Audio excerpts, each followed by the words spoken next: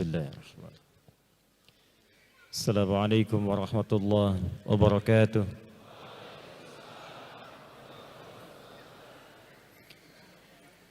Alhamdulillahilladzi ja'alana al-muslimin wa gharasa fi qulubina al-imana fa asbahna mu'minin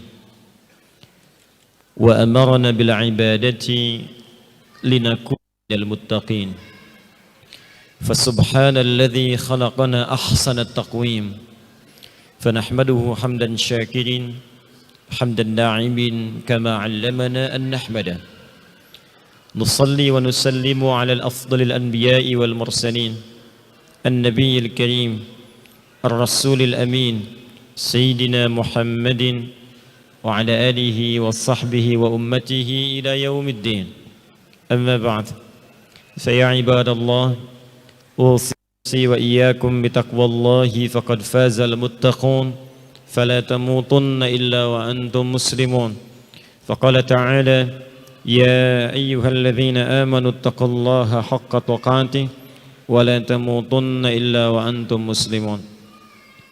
Saudara-saudariku, terkhusus yang semoga selalu dimuliakan oleh Allah Subhanahu wa taala, seluruh sivitas akademika Universitas Pendidikan Indonesia yang kita punya harapan besar kontribusi UPI untuk membangun nilai-nilai kebangsaan dalam aspek pendidikan mudah-mudahan senantiasa menghasilkan nilai-nilai positif untuk nilai-nilai kebaikan khususnya di bangsa kita ini. Sekarang sudah banyak pengajaran-pengajaran tapi agak krisis dalam bidang pendidikan. Sedangkan pendidikan itu juga memiliki porsi yang sangat kuat dalam nilai-nilai keislaman, termasuk dalam paparan Al-Quran dan hadis-hadis Nabi sallallahu alaihi wasallam. Pendidikan juga bagian dari aspek yang penting diamanahkan oleh undang-undang kita, sehingga dengan itu melahirkan anak-anak bangsa yang cerdas, yang bisa membangun dan memakmurkan negeri di masa yang akan datang. Karena itu malam hari ini ta'lim kita pun insyaallah senafas dengan amanah Al-Quran dan sunnah Rasulullah sallallahu alaihi wasallam, bagian dari menjalankan amanat undang-undang kita. Dan mudah-mudahan dengan pendidikan di malam ini dan pengajaran ta'lim di malam ini insyaallah bisa membawa kemakmuran di negeri kita dan ridha Allah Subhanahu wa taala, sehingga bisa menjadi baldatun thayyibatun wa rabbun ghafur insyaallah. Malam ini kita akan membahas satu aspek yang sangat penting yang diurai dalam Al-Quran, kemudian didetilkan dalam sunnah Rasulullah sallallahu alaihi wasallam. Aspek ini akan terkait erat, bukan sekedar bagian dari aktivitas kehidupan kita, tapi juga akan terkait berkelindan dengan misi yang kita bawa saat hidup di dunia sampai kembali pulang menghadap kepada Allah Subhanahu wa taala.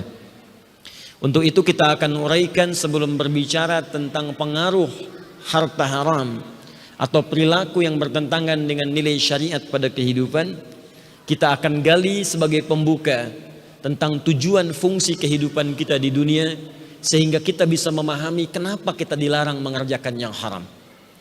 Jadi kalau dalam bidang kajian itu selalu ada sifat ontologinya, epistemologinya, kemudian aksiologinya.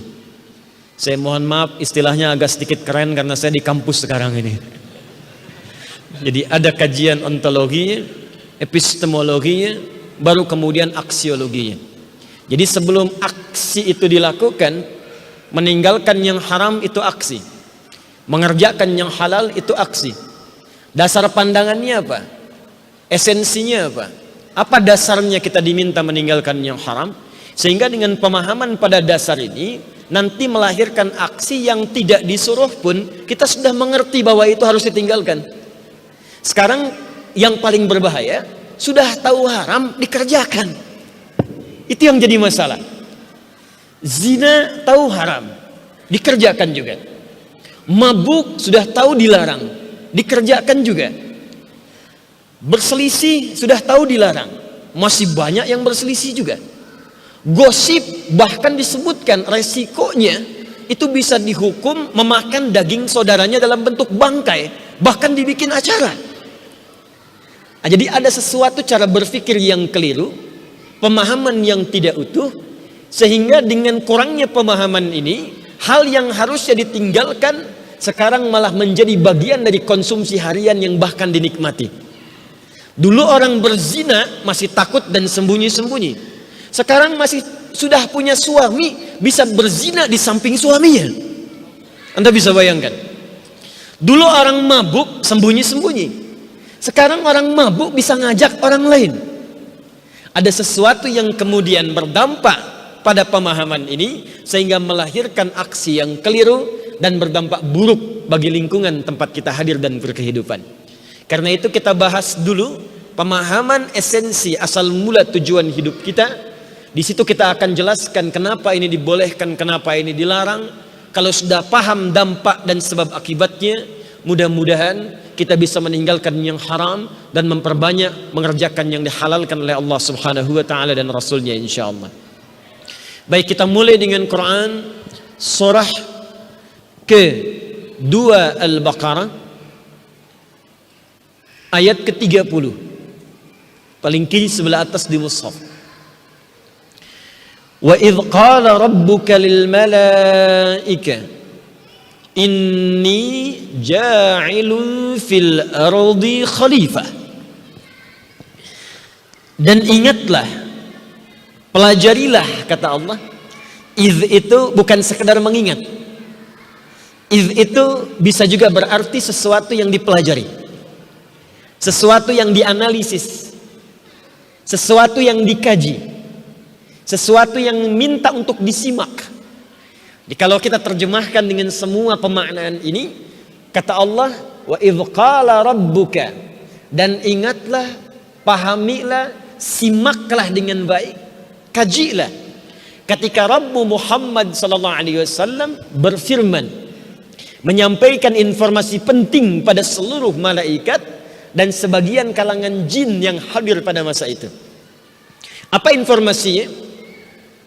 Wa idh qala rabbuka lil malaikati inni ja'ilun fil ardi khalifah.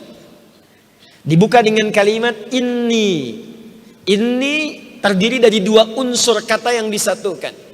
Yang pertama inna, yang kedua ditambahkan ya nisbah sebagai petunjuk mutakallim. Inni, dari kata inna dalam ilmu nahwu disebut dengan harfun nasbin wa taukidin tansibul isma wa tarfa'ul khabara mabniun 'ala al-fath la mahalla lahu min al-i'rab.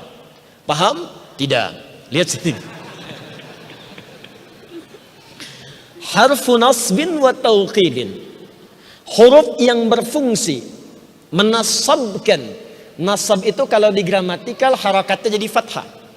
Tapi kalau di ilmu lughah, nasab itu artinya menancapkan sesuatu dengan kuat sehingga yang ditancapkan tak goyah. Orang Arab mengatakan begini, nasabar rajulu asahu 'alal ardi. Seorang menancapkan tongkatnya di tanah, sehingga ketika ditancapkan dia kuat dan tidak mudah goyah. Itu nasaba namanya. Jadi kalau ada kalimat dibuka dengan kata inna, maka maknanya di ilmu logha, tancapkan informasi itu dalam jiwamu, jangan goyah. Yakinkan, taukid, kuatkan. Semua kalimat yang dibuka dengan kata inna, maka disepakati oleh semua pakar bahasa bahwa informasinya penting. Saking pentingnya, tancapkan dalam jiwamu, kuatkan, jangan goyah sekalipun dalam memahami informasi yang akan disampaikan. Kata Allah, ini, perhatikan cara menerjemahkannya. Aku sampaikan berita penting, tancapkan dalam jiwamu, jangan goyah, dan aku ingin tekankan, ja'ilu fil ardi khalifah.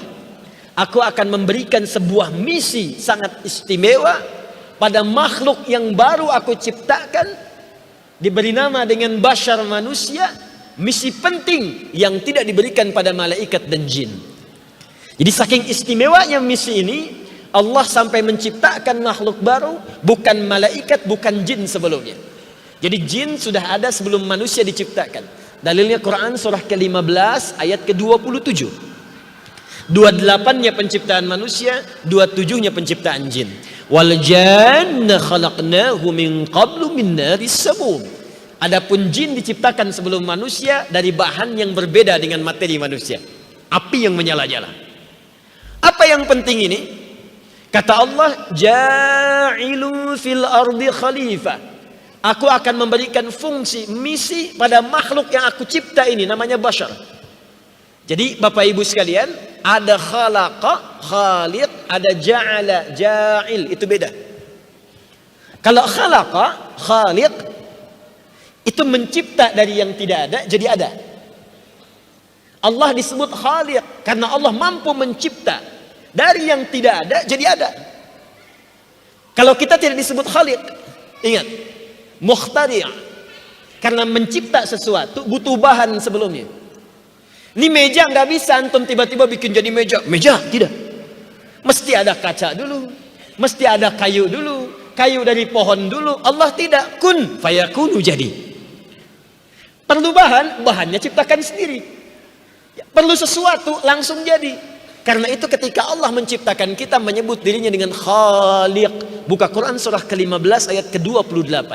Wa idh qala rabbuka lil malaikati inni khaliqun bashara. Ingatlah ketika Rabbu berfirman pada malaikat, tanamkan pada jiwamu dengan kuat, jangan goyah. Aku akan mencipta dari yang tadinya nggak ada menjadi ada, makhluk baru, bukan malaikat, bukan jin, disebut dengan bashar. Kitalah manusia. Sedangkan semua ciptaan Allah itu mesti punya fungsi, mesti ada manfaatnya. Mustahil Allah mencipta sesuatu sekecil apapun kecuali ada manfaatnya, karena tidak ada yang sia-sia dari ciptaan Allah Subhanahu wa taala. Karena itu Allah sampaikan, ciptaanku walaupun kecil, walaupun nyamuk atau lebih kecil daripada nyamuk, pasti ada hikmahnya, kata Allah. Quran surah kedua Al-Baqarah ayat ke-26, paling kanan di pertengahan. Innallaha la yastahi ay yadriba mathalan ma ba'udatan fama fawqaha. Kata Allah, saya tak ragu dan tak malu menciptakan yang paling kecil pun semisal nyamuk atau lebih kecil darinya. Lebih kecil dari nyamuk ada bakteri, ada virus, ada atom, ada lagi sekarang yang menyusun atom kemudian. Kata Allah, itu pasti ada hikmahnya. Jadi kalau atom yang kecil saja atau yang lebih kecil daripada atom itu sendiri, ada yang neutronnya misalnya, ya, ada protonnya yang menyusun itu lebih kecil bahkan bagian atom sendiri. Maka bagaimana dengan manusia yang lebih kompleks daripada itu, pasti punya hikmah dan fungsi yang lebih besar daripada itu. Apa fungsi menciptaan manusia ini? Inni ja'ilu fil ardi.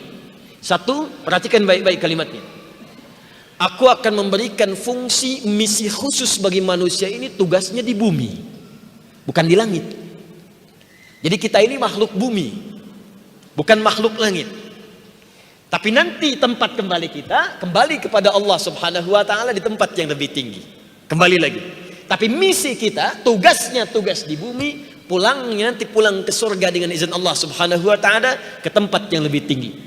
Karena itu saat kita berpulang, kalimatnya dirubah oleh Allah, bukan ardun lagi.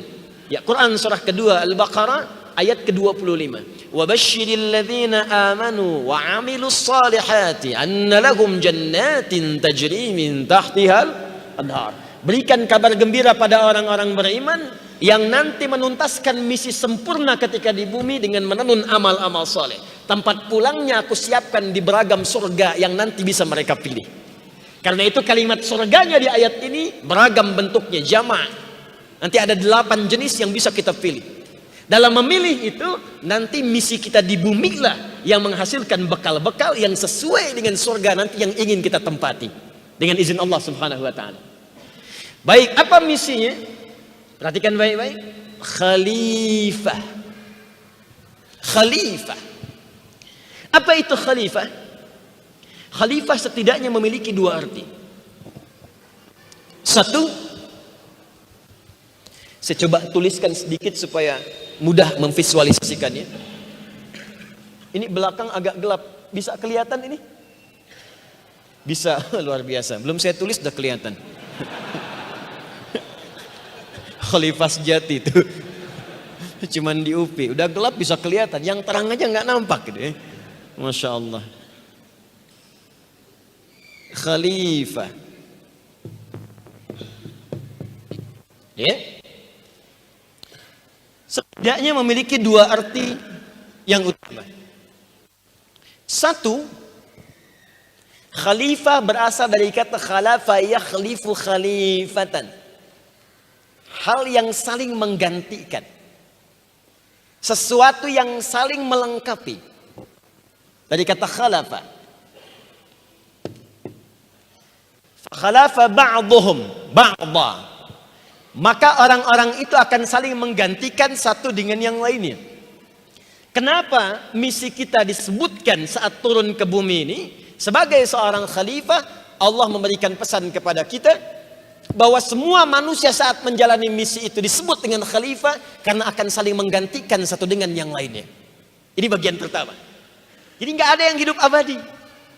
Mohon izin, Allah ingin menekankan ketika engkau diturunkan Adam, termasuk anak cucumu kata Allah, maka tidak ada yang akan abadi hidup di bumi. Semua akan saling menggantikan. Bapak meninggal, ganti oleh anak. Anak meninggal, ganti oleh cucu. Karena itu nanti ada turunan-turunan keterangan dalam Al-Quran, supaya semua keluarga yang menjalani kehidupan itu, memberikan bekal-bekal pendidikan dan yang kuat kepada generasi-generasi setelahnya, supaya dia mampu menghadapi tantangan di masa depan. Turun Quran surah keempat ayat 9 misalnya. وَلْيَخْشَ الَّذِينَ لَوْ تَرَكُوا مِنْ خَلْفِهِمْ ذُرِّيَّةً ضِعَافًا خَافُوا عَلَيْهِمْ فَلْيَتَّقُوا اللَّهَ وَلْيَقُولُوا قَوْلًا سَدِيدًا. Fokus. Dan hendaklah setiap keluarga, orang tuanya mesti khawatir kalau meninggalkan anak keturunan, lemah dia.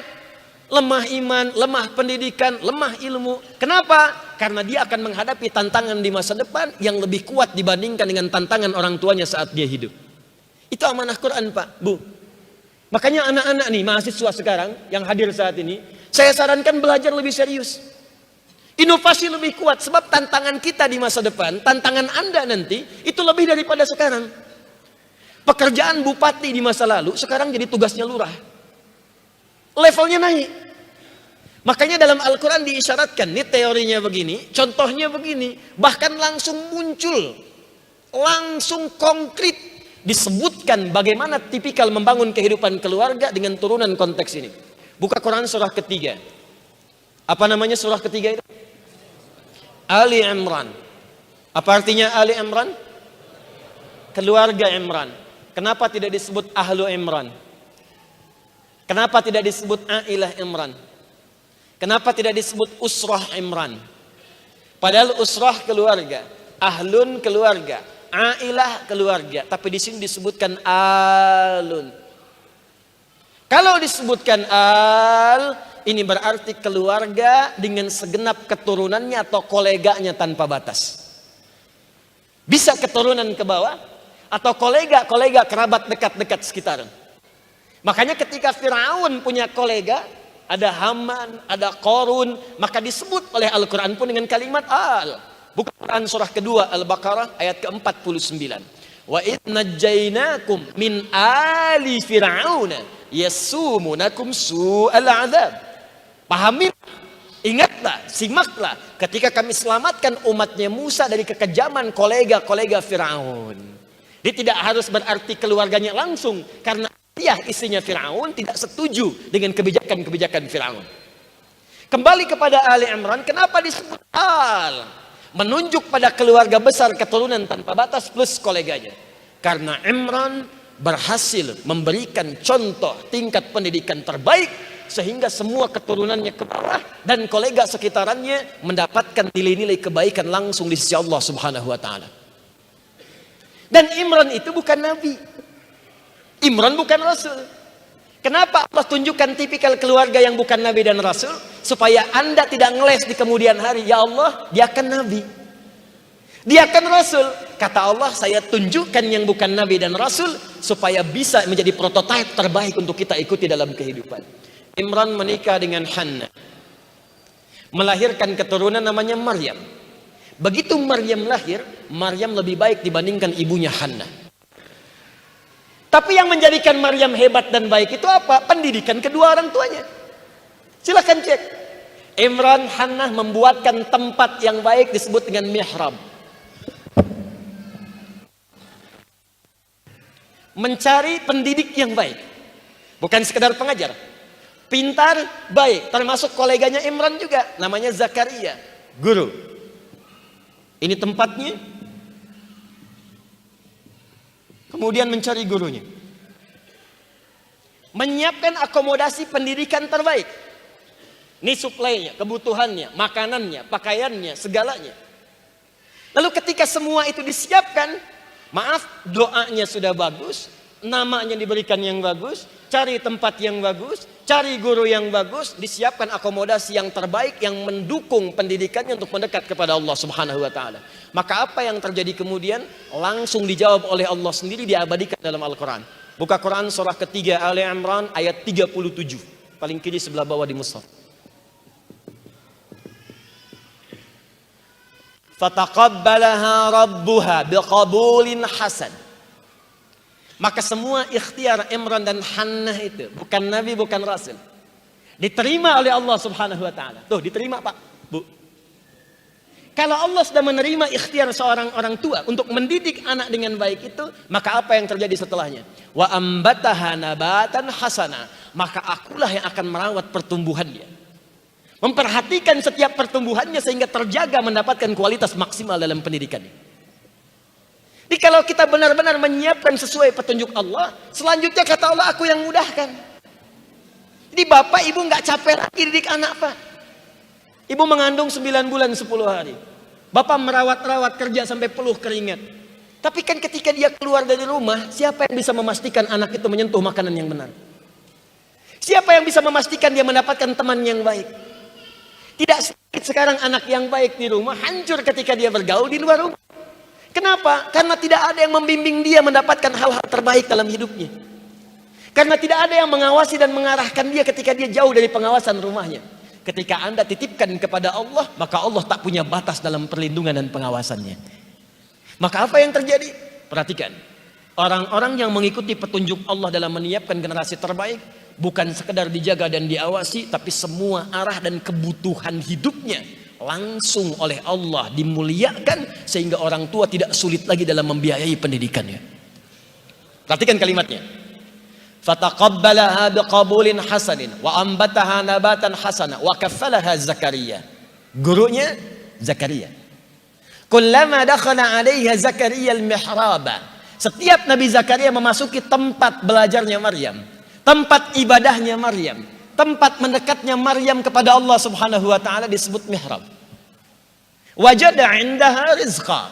Akomodasinya, kebutuhannya sudah ada di situ. Orang tua tak sulit lagi.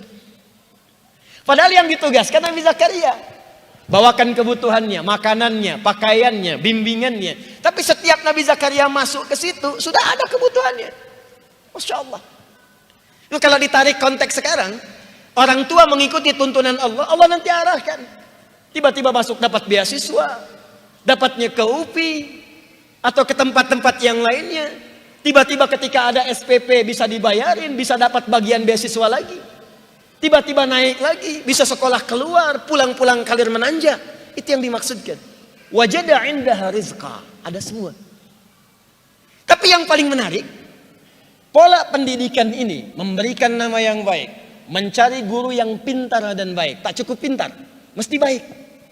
Sekarang banyak orang-orang pintar, tapi karena tidak baik, maka kepintarannya dipakai untuk berbuat yang salah. Yang soleh hilang, yang salah muncul. Sekarang berapa banyak ahli hukum yang dihukum?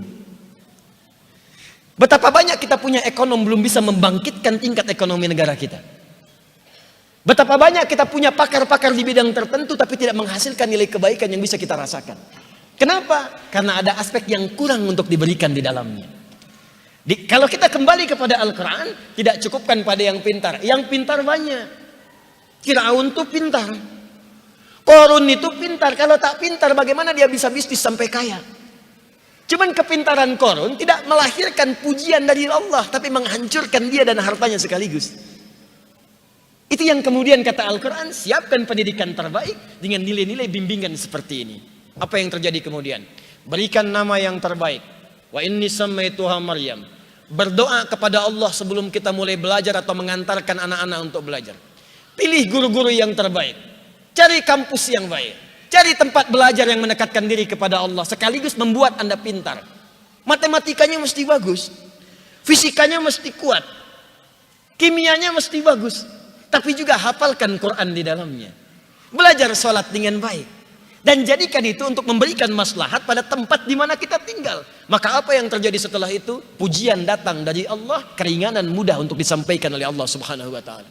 Saya ingin percepat dengan singkat. Maka Maryam kemudian dapat kemuliaan lebih daripada bapak ibunya. Silahkan Anda cek. Pernah nggak bapak ibu mengaji menemukan surat Hannah?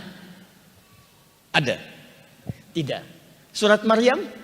Ada. Maryam disebutkan dengan namanya, ibunya cuma disebutkan dengan statusnya sebagai istri Imran. Idz qalat imra'atu Imran, Quran surah ketiga ayat 35. Istrinya Imran, Maryam dengan namanya. Lihat lagi. Hannah bisa melahirkan Maryam, mengandung melahirkan karena menikah dengan Imran.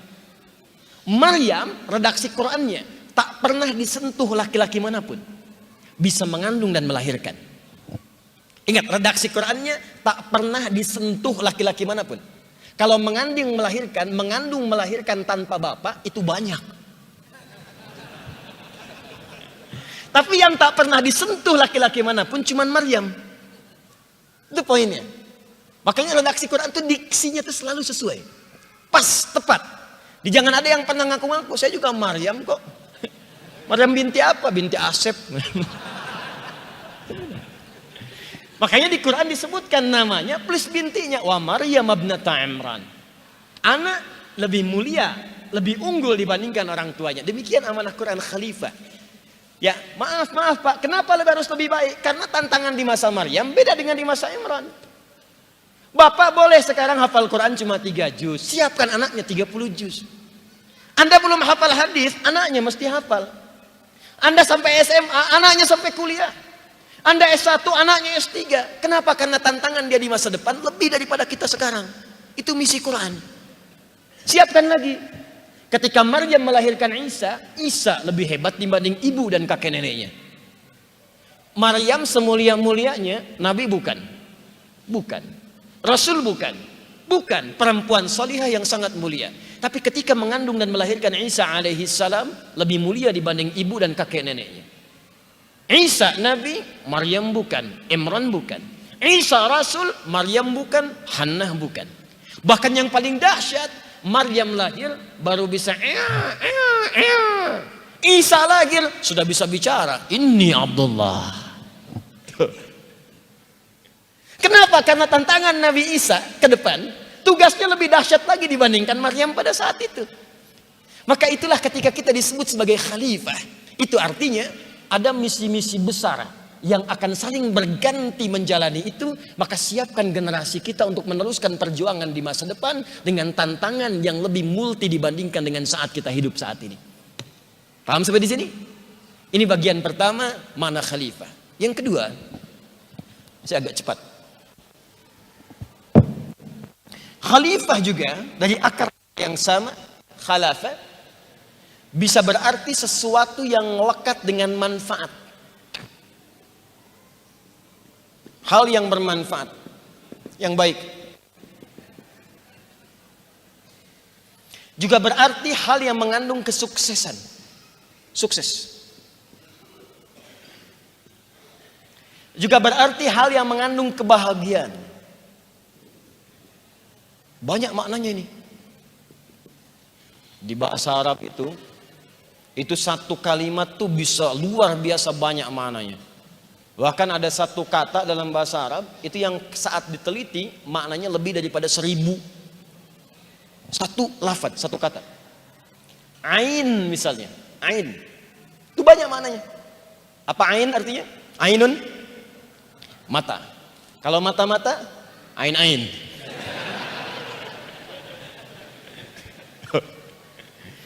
Saya pernah waktu pesantren itu, gurunya tanya, ya syabab, anak-anak, apa bahasa Arabnya tidur? Kamu tidur, tanam pak, tanam. Kalau kamu tidur-tiduran, tanam tanaman gitu. Khalifah juga bisa berarti mengandung makna sesuatu yang makmur. sejahtera.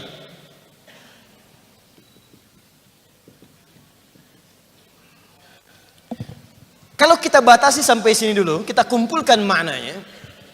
Seakan-akan Allah ingin memberikan isyarat kepada kita. Perhatikan, dahsyatnya misi ini. Sampai Allah menugaskan kita, bukan jin. Jin gak sanggup, Pak. Malaikat gak sanggup. Makanya yang dipilih kita dan diberikan bekal-bekal untuk mewujudkan nilai-nilai dan fungsi dan misi ini. Pertama kata Allah, khalifah, inni ja'ilun fil ardi khalifah. Apa maknanya selain akan saling menggantikan sebagai pesan tadi yang disampaikan saat bagian pertama? Yang kedua, khalifah punya arti sesuatu yang bermanfaat. Sesuatu yang baik. Seakan-akan Allah mengatakan kepada kita, hei, tidaklah aku turunkan engkau di bumi, kecuali untuk melahirkan semua aktivitas yang bermanfaat. Yang baik-baik. Ayo makmurkan bumi itu, bangun bumi. Bikin ini, bikin itu. Sukseskan dalam pekerjaanmu. Hiduplah dengan bahagia. Makanya ketika Adam pertama diturunkan ke bumi, itu saat turun itu langsung disertakan statement Allah. Adam, turun kamu itu aku berikan pedoman. Yang kalau kamu ikuti pedoman membangun misi khalifah itu, aku jamin kata Allah, hidupmu dan semua keturunanmu semuanya akan tenang dan bahagia. Misi kita itu misi bahagia. Misi kesuksesan. Misi kemakmuran. Buka Quran surah kedua ayat 38. Pelan-pelan ya. Paling kanan sebelah atas. Qul nahbitu minha jami'a. Sekarang Adam, Hawa semua turun ke bumi. Tugas dimulai. Misi akan diawali. Dapat pelatihan di surga sementara. Diberikan kemudian oleh Allah keterangan-keterangannya. Ini yang boleh, ini yang tak boleh. Hati-hati ada makhluk penggoda. Namanya iblis. Saat menggoda disebut dengan setan. Latihannya sudah lengkap. Makanya nanti ketika turun ke bumi sudah tahu. Yang goda nanti setan begini nih. Saat dia menggoda caranya begini, begini, begini. Menjauhinya seperti ini. Ketika siap semuanya turunlah ke bumi. Dan surganya Adam bukan surga yang akan kita tempati nanti. Karena di surga yang akan kita tempati tak ada lagi ujian. Tak ada lagi cobaan. Surganya Adam ada ujian. Ya, Quran surah kedua ayat 35. Wa qulna ya Adam uskun anta wa zawjukal jannah. Wa kula minha ragadan haitsu syi'tuma wa la taqraba. Masih ada ujian. Hadhihi syajarata fatakuna minadh dhalimin. Adam dan Hawa masuk ke surga, silakan. Nikmati semuanya di sana. Cuma jangan dekati pohon yang ini. Masih ada perintah. Masih ada larangan di dalamnya. Surga kita kelak tak ada perintah, tak ada larangan. Jangan pernah berharap mudah-mudahan di surga nanti saya bisa tahajud terlampau soleh. Gak usah. Gak ada perintah, gak ada larangan. Ya. Kalau gitu bisa Ustadz merokok di surga nanti. Ya silahkan, ambil apinya di neraka. Ya. Balik. Nah, ketika turun itu, kalimatnya belum selesai. Silakan lihat kalimatnya. Fa imma ya'tiyannakum minni huda. Adam, Hawa, nanti saat kamu turun ke bumi, aku berikan petunjuk, pedoman jadi khalifah. Ini ada pedomannya, ada petunjuknya. Faman tabi'a hudai. Kalau petunjukku itu untuk membimbing kau jadi khalifah yang baik, engkau ikuti, fala khaufun 'alaihim wa lahum yahzanun. Maka aku jamin misimu sebagai khalifah di dunia akan dilangsungkan dengan penuh ketenangan dan kesenangan. La khauf, tidak gelisah. Khafa ya khaufu khaufan. Walahum yahzanun, lahum yahzanun, tidak sedih, tidak gelisah, tidak takut, artinya tenang, tidak khawatir, tenang, tidak sedih, artinya senang, bahagia. Tuh, selaras dengan makna khalifah, senang, bahagia. Jadi misi kita ini senang, Pak. Di rumah tangga senang. Makanya nanti ada ayat-ayat sebagai pedoman hidup kita, membimbing kita bagaimana menjalani kehidupan rumah tangga dengan tenang. Kalau ada miskomunikasi, begini menyelesaikannya. Kalau ada beda pandangan, begini cara menyelesaikannya. Semuanya ada. Ujian itu bisa beragam. Ya gara-gara beda pakaian aja bisa beda pendapat. Papa malam ada kajian Ustadz Adi nih. Mama mau pakai baju yang mana? Kuning atau yang biru? Tuh. Minta pendapat, kata suaminya, biru deh mah bagus. Ah kayaknya kuning deh Pak. Tuh. Nanya tapi udah punya jawaban. Mending kalau dipakai begitu keluar ungu. Ada semua petunjuknya. Mau belajar, ada petunjuk bagaimana belajar dengan tenang. Ada apa? Ayat-ayat ilmu itu banyak.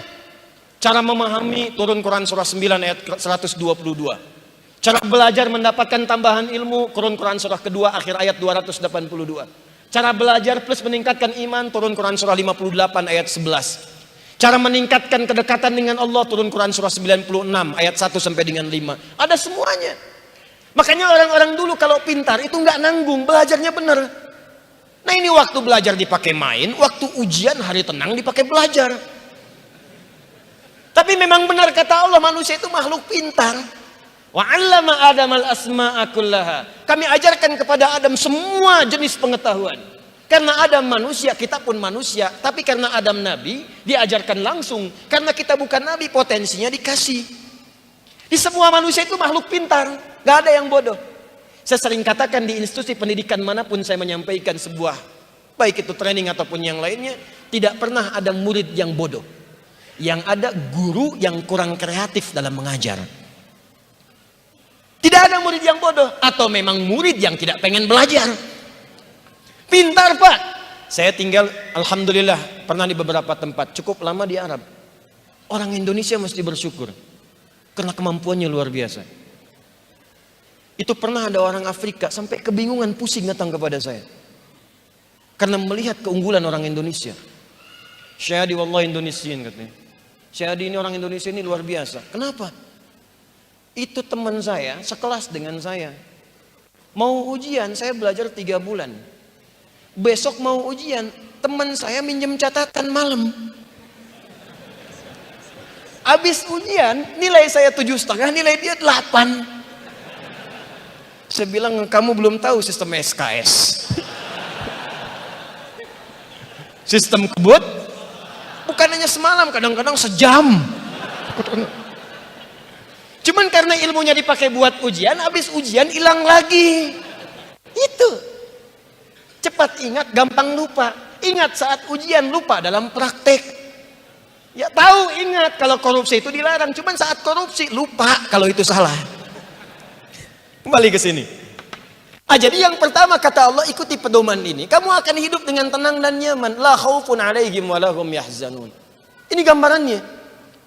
Yang kedua, kalau pengen tenang dan nyaman, maka jadi khalifah yang baik. Semua kegiatan mesti baik. Semua mesti bermanfaat. Makanya nama pertama yang diberikan kepada kita yang bersanding dengan penciptaan setelah Bashar itu namanya Ins. Ins bersanding dengan kalimat penciptaan. Buka Quran surah ke-51 ayat 56. Paling kanan agak sedikit ke atas di mushaf. Quran surah 51 ayat 56. Pencipta disebut Khaliq. Menciptakannya disebut Khalaq. Wa ma khalaqtul jinna wal ins illa liya'buduni. Tidaklah aku ciptakan jin dan manusia. Di situ manusia disebut ins. Nanti sirah mubalaghahnya sifat superlatifnya yang membentuk makna aktivitas disebut insan. Karena itu kalimat insan pun bersanding dengan kalimat khalaq. Iqra bismi rabbikal ladzi khalaqal insana min 'alaq. Apa itu ins? Dan kenapa seringkali disandingkan dengan jin? 18 kali pasangan ini disebutkan dalam Al-Quran. Ya ma'syaral jinni wal ins. Wa ma khalaqtul jinna wal ins. Perhatikan kalimatnya. Ins setidaknya punya 3 makna utama. 1, sosok yang tampak terlihat. Kelihatan. Kedua, sosok yang baik penuh manfaat. Ketiga, sosok yang halus dan lembut. Ins. Jadi yang makhluk halus itu kita, bukan jin. Jin disandingkan dengan ins karena bersamaan dengan itu menjadi paradoks lawan dari makna ins. Jadi kalau ins punya 3 arti, jin pun 3 arti. Manusia ins tampak, jin disebut jin karena tersembunyi. Makanya semua kata dalam bahasa Arab yang dimulai dengan jim dan nun semua tersembunyi. Janin, jim dengan nun. Kenapa disebut janin? Karena tersembunyi di dalam perut ibunda itu. Jannah, jim dengan nun. Kenapa disebut jannah? Karena surganya masih tersembunyi, belum nampak pada kita sekarang. Jelas?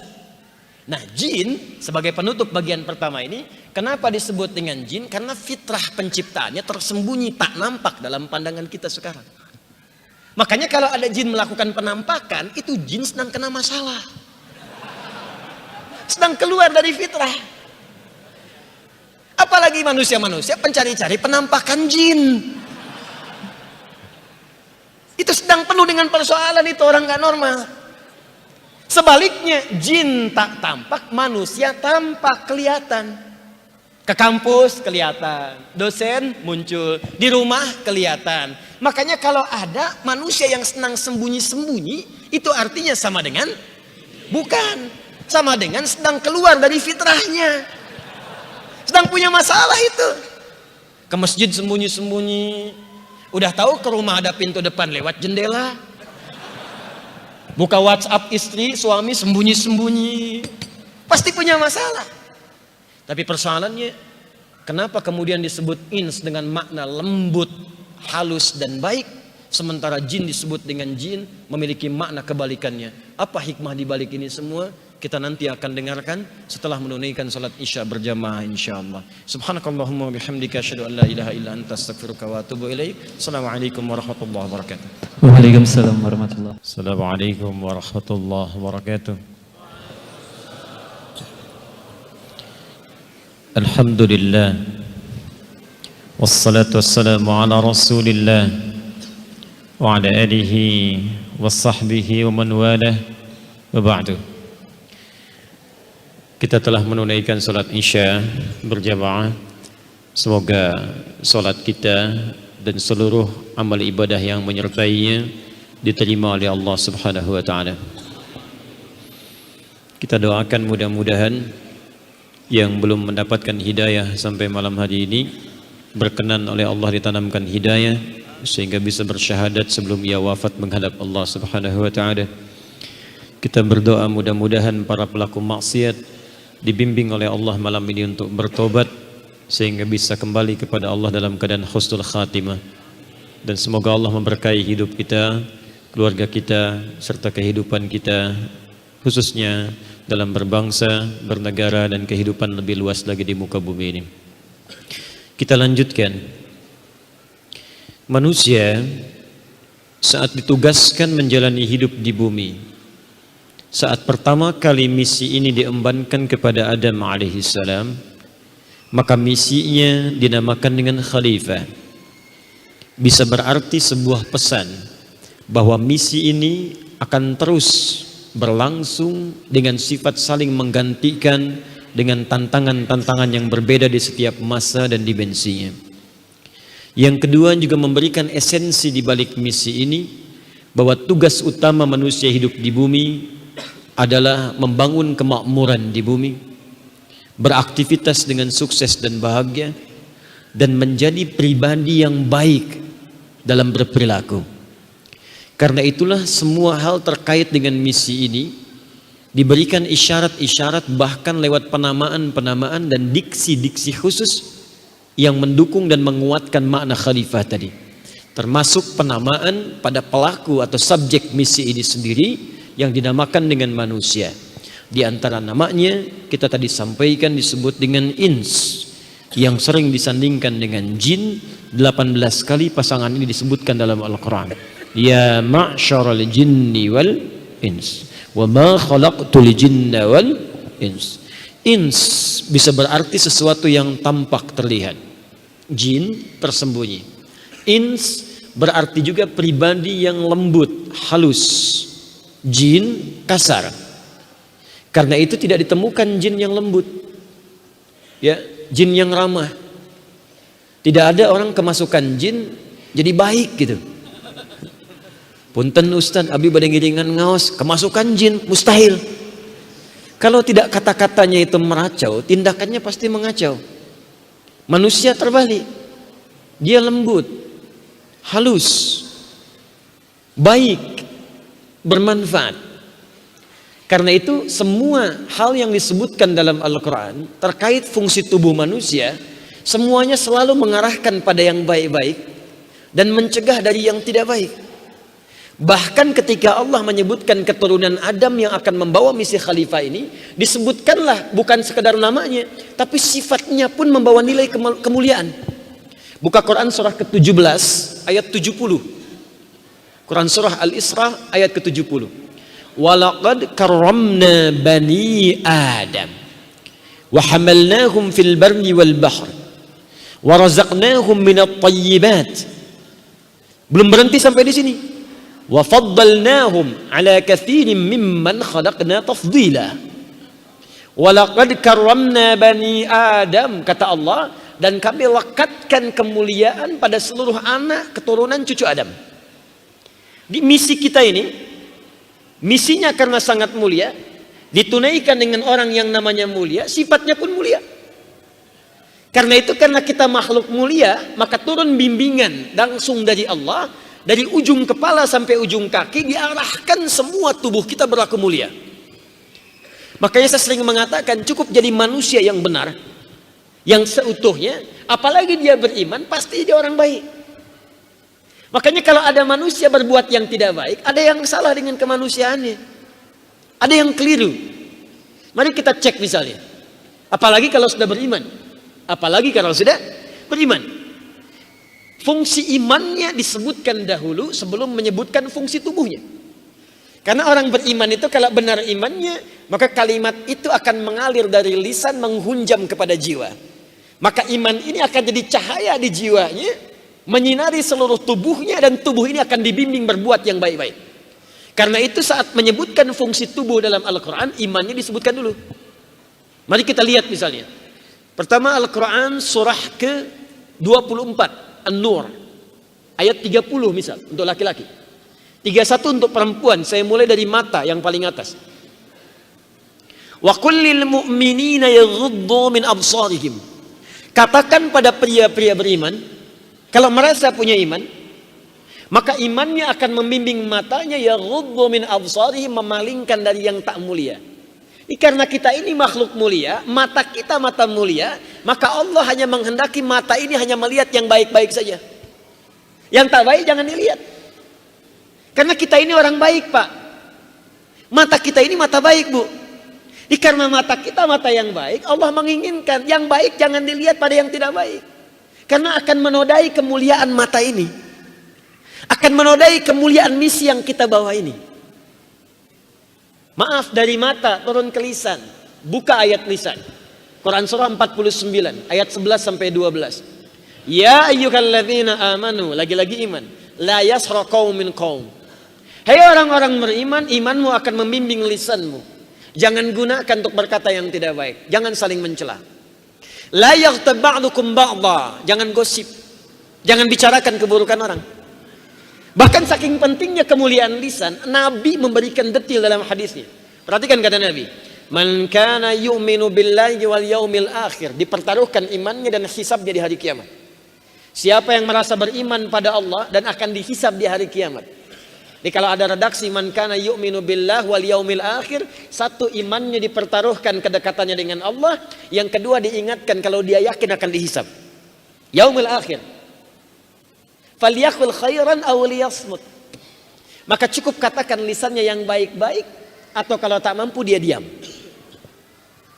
Anda bayangkan, saking mulianya kita dan beningnya lisan ini, kata Allah jangan gunakan pada yang buruk. Kata Nabi katakan yang baik-baik, kalau tak bisa diam. Ini cuma dua ternyata di Quran itu. Cuma dua di hadis itu. Cukuplah se-Indonesia misalnya beriman, maka demi Allah tidak akan ada kalimat-kalimat buruk terlontar dari lisan itu. Tenang kehidupan.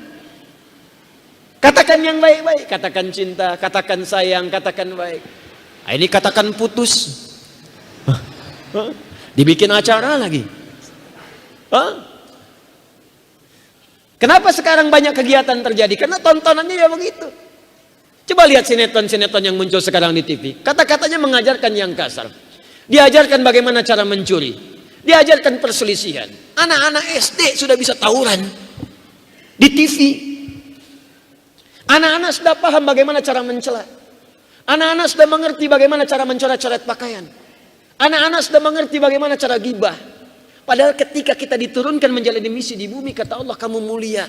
Jangan nodai kemuliaan itu dengan berbuat yang buruk. Bahkan ayat tangan lebih dahsyat lagi. As-sariqu was-sariqatu faqta'u aydiyahuma. Quran surah 5 ayat 38. Tangan kamu ini mulia, kata Allah. Daripada dipakai yang tidak mulia, udah potong aja tangannya. Aku ciptakan tangan untuk yang mulia-mulia. Daripada dipakai yang tidak mulia. Pakai nyolong, pakai mencuri, pakai korupsi. Aku ciptakan tangan bukan untuk itu. Kalau engkau gunakan pada yang tidak mulia, ngapain engkau punya tangan, kata Allah. Potong aja.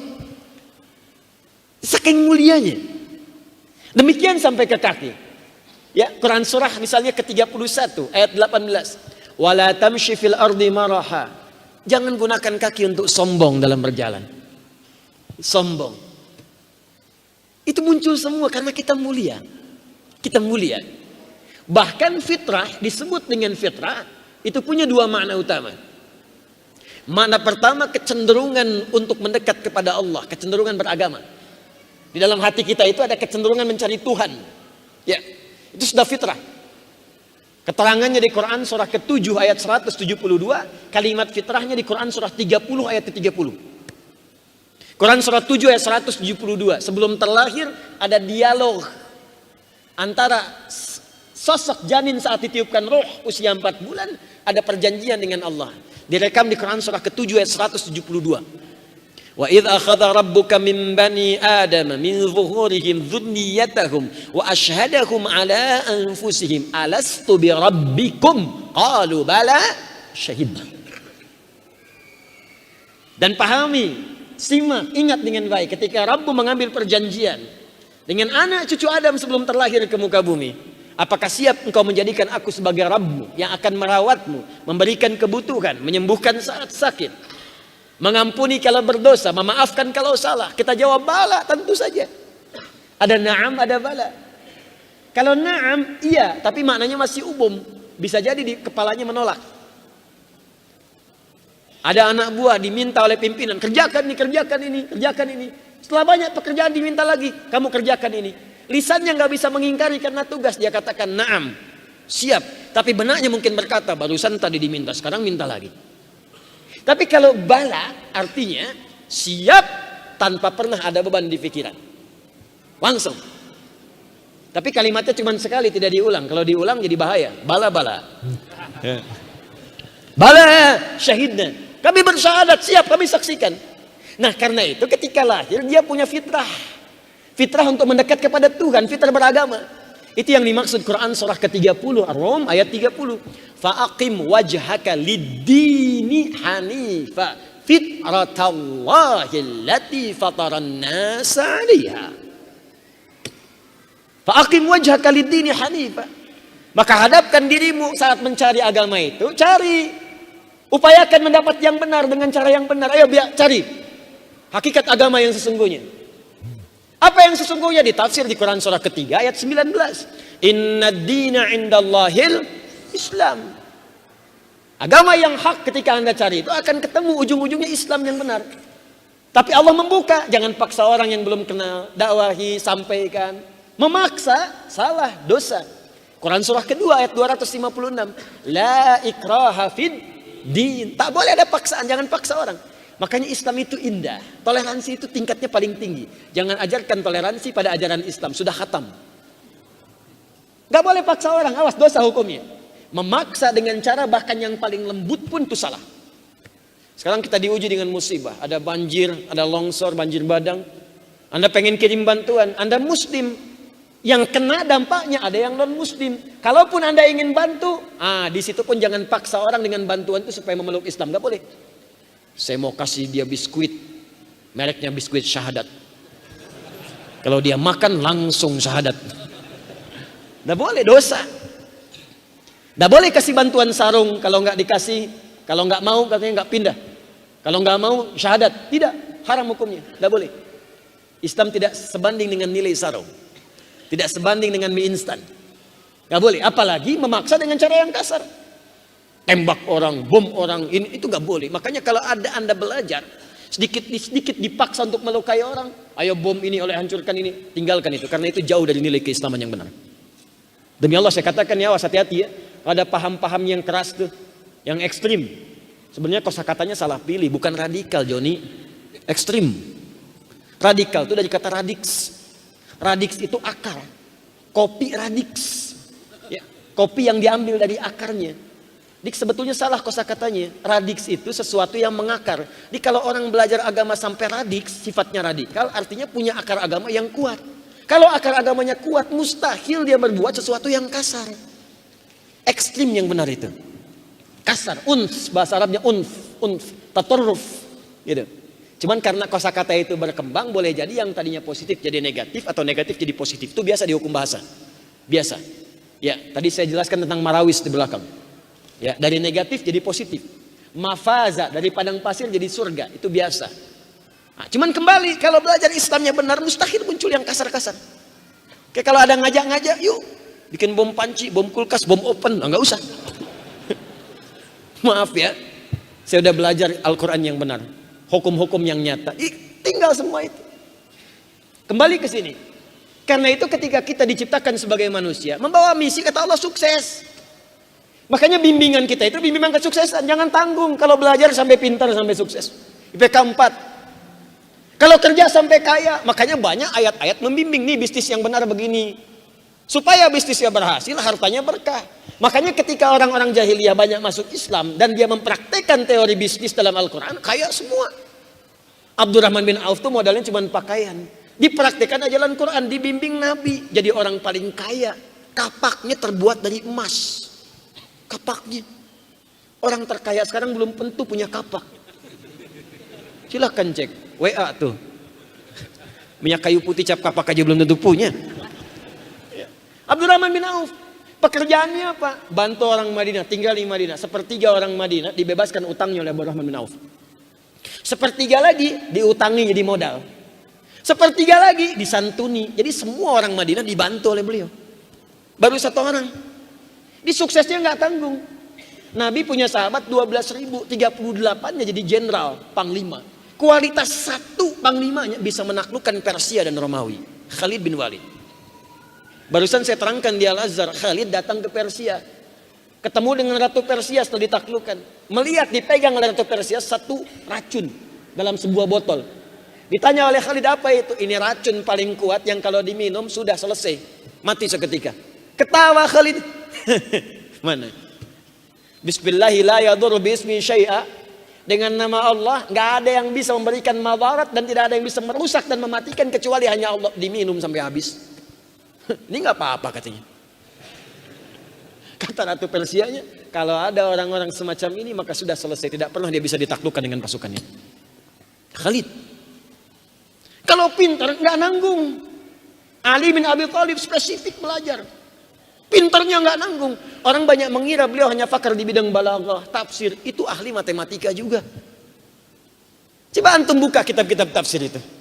Antum akan temukan di antara beberapa karya ada tafsir namanya Al-Jawahir. Karya Syekh Tantawi Al-Jauhari. Bab terakhirnya itu indah tuh paparan ilmiah Al-Quran. Ada matematika Quran. Ali pernah mengatasi satu persoalan pengaduan dengan perhitungan matematika Al-Quran. Dan pemahaman biologinya kuat. Datang suami istri, suami marah menuduh istrinya berzina. Zina. Kata suaminya, hukum dia ya khalifah, dia berzina. Kata istrinya, saya nggak berzina. Bohong kamu, tidak. Buktinya kamu baru 6 bulan sudah melahirkan. Kata Ali, sebentar. Jangan ribut dulu. Kamu benar berzina? Tidak ya khalifah. Kamu tahu dari mana dia berzina, ada saksi? Tidak. Cuma masa iya baru 6 bulan dia lahiran, orang 9 bulan dia lahiran. 6 bulan. Kata Ali, benar perempuan itu. Kaget dari mana dia benar? Apakah anda tidak menyimak keterangan Allah dalam Al-Quran? Disebutkan oleh beliau kemudian Quran surah 46 ayat 15 itu. Wa hamluhu wa fisaluhu 30 syahra. Mengandung dan menyapih menyusuinya itu 30 bulan. Di perempuan itu mengandung sampai dia menyapih, menyusui, memberikan ASI, masanya 30 bulan. Sementara engkau temukan di Quran surah ke-31 ayat ke-14. Di situ ditemukan menyapihnya 2 tahun. Wassainal insana biwalidayhi hamalathu wahnan ala wahnin wa fisaluhu fi amain. Sedangkan dia disafi dalam 2 tahun. Apakah engkau tidak paham 2 tahun itu 24 bulan? Menyapih, menyusui, kalau ingin maksimal, masanya 2 tahun. Al-Baqarah 233, paling kanan sebelah bawah. Wal walidatu yurdi'na auladahunna haulaini kamilain. Ibu yang baru mengandung, silahkan fokus memberikan ASI setelah dia melahirkan. Kalau ingin maksimal 2 tahun, di Quran surah 31 ayat 14, kalau maksimal 2 tahun selesai, 2 tahun kan 24 bulan. Di Quran surah 46 ayat ke-15, mengandung dan menyusui sampai selesai itu, sempurnanya 30 bulan. Bukankah 2 tahun 24 bulan? 30 kurangi 24 kan 6, Joni. Kalau waktu itu ada Joni misalnya gitu kan. Itu kan 6. Istri kamu itu melahirkan prematur, kata Ali begitu. Itulah batasnya, itu yang disebut prematur, kata Ali. Tuh, nggak nanggung pinternya. Jadi kalau pinter sekalian. Kalau kaya, kaya sekalian. Kalau kedudukan, tinggi sekalian. Untuk apa semua ilmu, harta, dan kedudukan itu? Untuk membuat hal-hal yang baik dalam kehidupan. Ini fungsi kita. Yang pintar ayo bangun kuliah yang tinggi. Kuliah, cari ilmu yang bermanfaat. Jangan cuma ada di nilai IPK 4. Tidak, buktinya mana? Anda yang arsitek bangun masjid yang bagus, bangun gedung yang bermanfaat, bangun tempat-tempat yang baik. Anda ahli fisika, bikin kemudian produk-produk yang baik, ahli kimia dipadukan di situ, bikin sabun yang baik misalnya, bikin penemuan yang baik. Sekarang saya sedang menghidupkan riset dari Al-Quran dan hadis, di riset serius sekarang, kerjasama dengan beberapa pihak-pihak tertentu.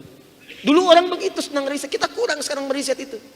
Dulu orang tuh belajar, ada ayat Quran riset, ada hadis riset, ada banyak hal yang sedang kami riset sekarang. Kalau jadi sesuatu, itu agak menarik juga itu. Bikin yang hebat. Jangan tanggung. Termasuk itu berpengaruh kepada perilaku kita. Jangan sampai pintar, tapi kepintaran itu digunakan untuk berbuat yang salah. Pintar nipu orang. Pintar mencuri. Pintar berbuat buruk. Nah, tapi kenapa kemudian ada orang berusaha menempuh jalan-jalan tadi, cuman sayang di tengah jalan dia tersesat jalan. Sehingga apa yang ia raih dari kedudukan, ilmu bahkan harta, tidak mendorong fungsi kekhalifahannya sebagai khalifah di muka bumi. Maaf, pernah menemukan orang pintar yang kebelinger? Banyak. Bahkan dewan pakarnya Firaun, dewan pakar, namanya Haman. Itu kan intelektual kebelinger. Dan intelektual paling kebelinger pertama itu namanya iblis. Iblis itu pintar, Pak. Bu, strateginya banyak. Kita mau sholat aja, itu semuanya dipetakan dengan baik itu. Dari sejak mulai wudhu, dia punya pasukan namanya Walhan. Walhan itu tugasnya membuat orang ragu-ragu kalau habis wudhu. Udah selesai, kayaknya batal deh, kayaknya enggak deh. Kayaknya enggak, jojong weh sholat, padahal bau udah kemana-mana. Walhan. Begitu mau takbir, beda lagi petugas yang kedua, namanya khinzib. Ada yang menyebut khanzab. Jadi begitu Anda mulai takbir, Allahu Akbar fayaqulu syaitanu, maka Hanzab berkata, menanamkan di benak kita, uzkur kadza, uzkur kadza. Ini yang menjadikan Anda kalau sebelum takbir bisa fokus. Begitu takbir, lisannya Allahu Akbar, tapi di kepalanya handphone hu akbar, WhatsApp hu akbar, Facebook hu akbar. Itu. Setan rumah, dasim. Setan pasar, ada setan pasar. Jangan dikira Anda ke pasar nggak ada setan. Ada. Itu yang membuat Anda pulang ke rumah teringat barang-barang di pasar. Papa tadi tuh mama ke supermarket ini, tasnya bagus deh pak. Mah biasa aja, tas mama yang sekarang punya, itu pun insya Allah isinya baik. Merek itu tidak penting mah, yang penting apa yang mama bawa bisa mengantarkan ke surga. Iya pak ya, alhamdulillah. Tapi kan tas itu juga bisa mengantarkan ke surga pak. Tuh. Nah karena itulah, mesti ada kemudian katalis-katalis tertentu atau rambu-rambu juga, katalis untuk memacu supaya meningkatkan yang baik-baik. Rambu-rambu melarang supaya tidak bergeser di rel yang salah. Sebab kalau kereta berjalan di rel yang benar, maka sampai ke tujuan dengan cepat. Perbaiki sistemnya, semakin cepat sampai ke tujuannya. Itulah ilmu. Tapi kalau relnya salah geser, bukan sekedar tersesat, dia bisa terjungkal dan celaka di jalan. Karena itulah Allah membuat dua ketentuan. Yang satu untuk melanjutkan percepatan kita berjalan di jalan yang benar. Yang kedua rambu-rambu yang mencegah kita keluar dari rel itu sehingga berjalan di jalan yang salah. Dua kaidah ini diumpamakan oleh para ulama dengan kalimat yang indah berupa perintah dan larangan. Al-amru wan nahyu if'al wala taf'al. Do it, leave it. Kerjakan, tinggalkan. Cuman dua. Jadi ketika kita diperintahkan untuk menunaikan sesuatu, sebetulnya bukan beban ibadah saja, Pak. Bukan beban, Bu. Cara membacanya begini. Kalau Anda paham cara membacanya, kita akan senang mengerjakannya. Tapi kalau nggak mengerti cara bacanya, jadi beban kehidupan saat dikerjakan. Misal, Allah perintahkan sholat nih, yang tiap hari kita kerjakan. Orang kalau melihat sholat cuma jadi perintah ibadah, perintah saja, maka jadi beban. Tapi kalau paham perintah itu didesain untuk memudahkan tugas kekhalifahan kita, maka Anda semangat menunaikannya. Contoh, hidup sebagai khalifah mesti bahagia, rumah tangga bahagia, kerja bahagia, kuliah senang dan sebagainya. Maka ketika kita diminta menunaikan sholat itu fungsinya lekat dengan ketenangan dan kebahagiaan. Sukses, bahagia, success and happiness, bahasa Arabnya satu kata, namanya falahun. Falah itu bukan sekedar bahagia, tapi sukses yang mengandung kebahagiaan. Kalau sukses saja belum tentu bahagia, disebut fauz namanya. Kalau bahagia belum tentu sukses, disebut farah namanya. Kalau menyatukan keduanya disebut falah namanya. Ketika kita diminta untuk sholat dan muadzin mulai menunaikan azan, hayya 'alas shalah, ayo sholat. Anda bertanya kenapa mesti sholat? Diteruskan kalimatnya, hayya 'alal falah, supaya bahagia. Tuh khalifah. Jadi kalau orang paham diminta sholat supaya bahagia, nggak akan ada yang nunda sholat.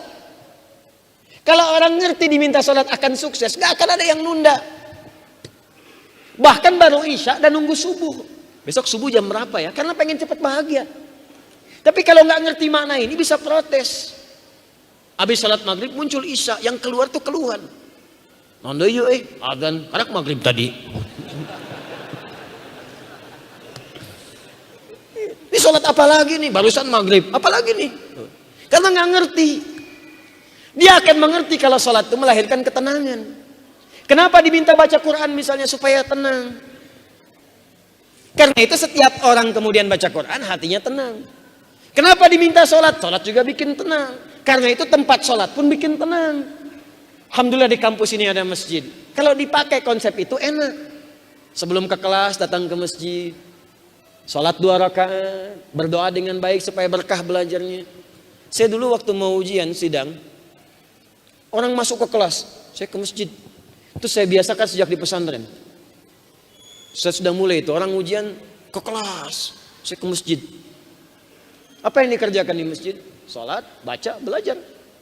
Ya bukan cuma sholat gak belajar, ya itu jauh Cepi. Ya. Tetap belajar juga. Ya.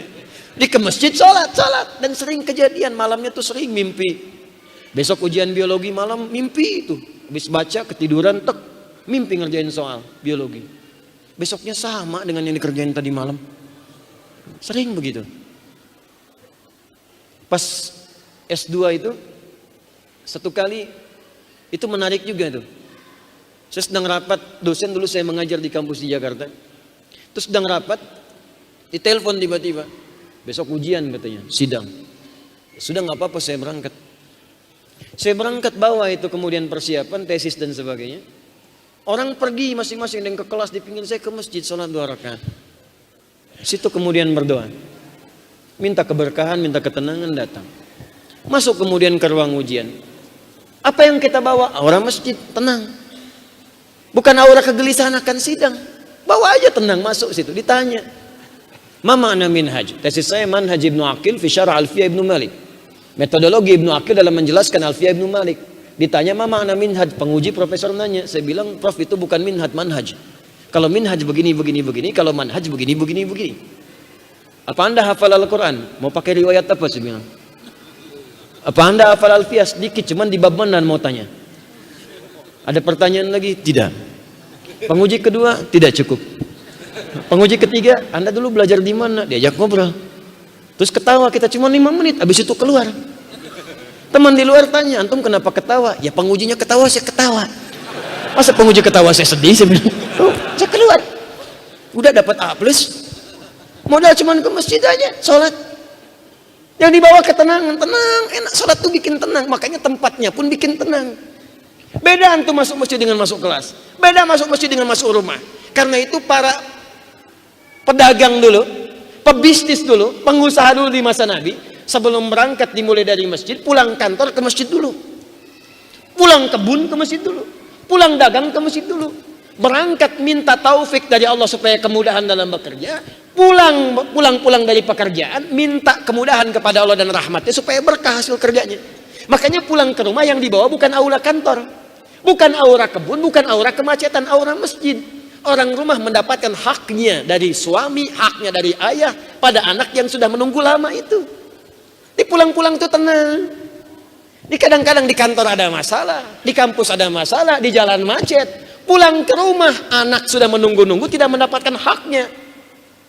Yang bikin capek di jalan, yang ngelaksonin itu yang bikin amarah, yang kena amarah anak-anak di rumah. Papa, diam kamu. Huh? Kenapa sih? Kamu lagi ikut-ikutan. Huh? Pintu kena. Apa salahnya pintu? Jebak. Tuh. Tapi kalau ke masjid kan beda. Makanya masjid itu bikin tenang. Quran surah kedua ayat 125. Wa idh ja'alna al-baita mathabatan lin-nasi wa amna. Ketika kami jadikan kata Allah Ka'bah dan turunannya, turunan Ka'bah itu masjid, makanya salat di masjid, menghadap ke kiblat Ka'bah, tempat yang paling menenangkan di bumi dan pusat spiritual kehidupan manusia. Puncaknya Ka'bah, makanya sedalam apapun punya masalah, sekuat apapun kalau di depan Ka'bah itu Allah tenang. Tiba-tiba nangis, beban hilang aja. Walaupun solusi belum datang, tenang. Saya berdoa mudah-mudahan yang belum pernah berada dekat Ka'bah, insya Allah disegerakan, insya Allah. Ya. Tidak cukup dengan amin, nabung, ya nabung dari sekarang. Usaha dari sekarang ikhtiar, nabung, siapin berangkat. Umrah, haji, nabung itu ada dua. Saya kasih rahasia nih. Ini diantara kita saja. Nabung itu ada dua. Satu, nabung standar pakai harta. Itu biasa. Tapi yang kedua, ini yang jarang banyak orang kerjakan. Nabung pakai amal soleh, Pak. Pakai amal soleh. Umrah haji itu undangan. Yang undang siapa? Allah. Allah itu senang dengan hamba yang beramal soleh. Makanya ciri orang beriman itu mengumpulkan amal soleh. Walas innar insana lafi illal ladzina amanu wa amilus soleh. Kumpulkan amal soleh. Niatkan dengan amal soleh itu bisa umrah, bisa haji. Itu rumus ada di Quran surah kelima ayat 35. Ya ayyuhalladzina amanu taqullaha wabtagu ilaihil wasilah. Hei orang-orang beriman, tingkatkan takwamu kepada Allah. Tingkatkan takwa itu sekaligus diniatkan sebagai wasilah untuk mewujudkan harapan yang kamu inginkan. Takwa itu bentuknya amal soleh. Makanya saat kita diminta menunaikan amal soleh, diawali dengan takwa atau diakhiri dengan takwa. Salat amal soleh, salat dibuka dengan takwa. Dzalikal kitabul la raiba fi hudal lil muttaqin. Siapa orang takwa muttaqin itu? Ayat 3-nya. Alladzina yu'minuna bil ghaib wa yuqimunas shalah. Salat termasuk ciri orang takwa. Ya ayyuhalladzina amanu kutiba alaikumusiyam. Hei orang-orang beriman, tunaikan puasa. Apa tujuan puasa? Takwa. Ujung ayatnya la'allakum tattaqun. Bahkan umrah haji bekalnya takwa. Buka Quran surah kedua ayat 197. Al-hajju asyhurum ma'lumat, faman farada fihinna al-hajja fala rafatha wala fusuqa wala jidala fil hajj. Wa ma taf'alu min khairin ya'lamuhu Allah wa tazawwadu fa inna khairaz zadi taqwa. Kata Allah, kalau pengen cepat berangkat haji, pengen cepat umrah, tingkatkan takwa, itu bekal yang paling bagus. Apa itu takwa? Salat. Apa itu takwa? Baca Quran. Apa itu takwa? Khidmat, sedekah. Kalau tak punya dengan uang tenaga, ke masjid bantu-bantu, buang sampahnya, niatin. Insya Allah nanti akan ada sesuatu yang tak kita duga sebelumnya. Itu yang min haitsu la yahtasib. Itu dalilnya Quran surat 65 ayat 2 sampai 3. Wa may yattaqillaha yaj'al lahu makhraja wa yarzuqhu min haitsu la yahtasib. Itu perintah. Yang kedua, larangan. Kenapa mesti muncul larangan? Supaya tidak mengeluarkan rel hidup kita sebagai khalifah dari jalan yang benar tadi. Sebab kalau keluar dari rambu-rambu tadi, muncullah kekacauan dalam sistem kehidupan yang kita jalani. Maka muncul yang kedua disebut dengan larangan. Hukum mengerjakannya disebut dengan haram. Ini inti persoalan yang kita tuangkan dalam tema kita malam hari ini. Apa kaitan haram-haram dalam kehidupan? Harta haram, ilmu haram, pakaian haram, materi haram, apa dampaknya bagi kehidupan? Ini yang bagian kedua. Kalau tak paham pengantar dengan yang pertama tadi, tak ngerti kita pada yang haram. Makanya yang tadi itu muqaddimah, ini baru intinya. Ya, kalau ngaji dengan saya itu pasti begitu. Saya pengen paham, saya nggak pengen hafalan tapi tidak mendukung pemahaman kita. Mesti ngerti. Jelas ya? Sampai jam berapa kita ngaji? Siap. Anda sampai subuh, saya jam 9 pulang. Besok masih ada kajian. Tenang. Ya, insya Allah masih ada waktu sedikit. Nah, turunlah kemudian bagian kedua larangan. Hati-hati. Yang pertama berhukum wajib untuk dikerjakan supaya membawa ketenangan, kenyamanan, kebahagiaan. Yang kedua muncul tahrim, larangan, haram untuk dikerjakan supaya menghambat kita untuk berbuat sesuatu yang bisa merusak sistem kehidupan ini. Maka diturunkanlah kemudian aspek yang kedua, larangan-larangan disebut muharramat. Muharramat.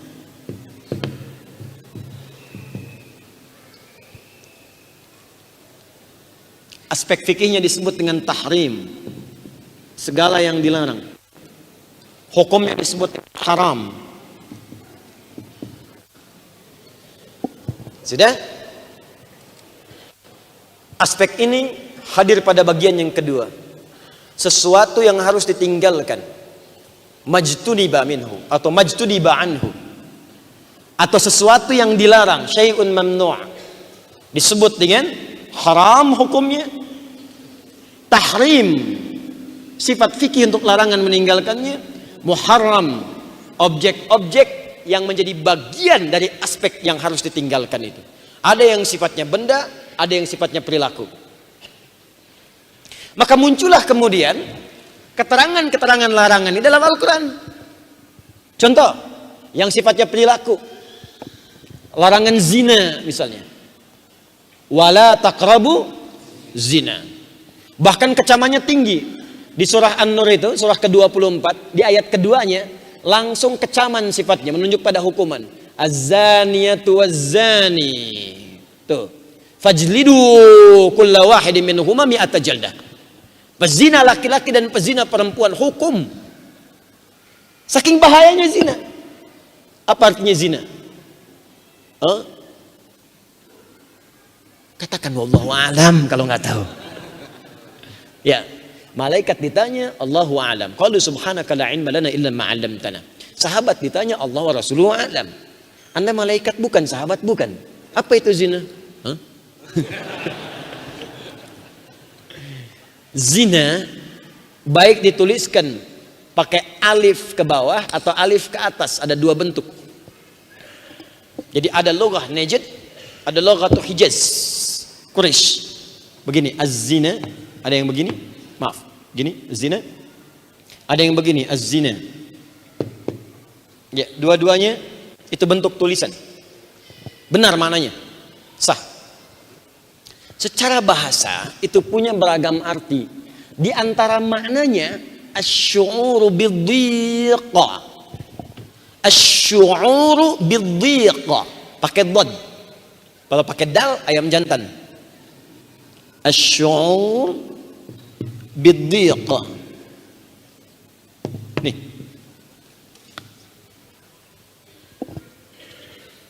Ada dhayyiqun, ada dhiqun, itu beda. Kalau dhayyiqun artinya tempat yang sempit. Saking sempitnya udah nggak bisa gerak. Desak-desakan, terhimpit dari kanan, terhimpit di kiri, didesak dari belakang, ketahan di depan. Kebayang nggak tuh gimana tuh? Kehimpit dari kanan, kehimpit kiri, terdorong dari belakang, tertahan di depan. Susah tuh, sulit. Kalau ada orang di keramaian sampai terdesak begitu, enak gak kira-kira? Tidak ya, tidak nyaman beraktivitas. Nah itu dhayyiq bahasa Arabnya. Al-makanu dhayyiq, tempatnya udah sempit, jangan maksa masuk. Oleh ikhwani la tujbiru dukhul ila masjid.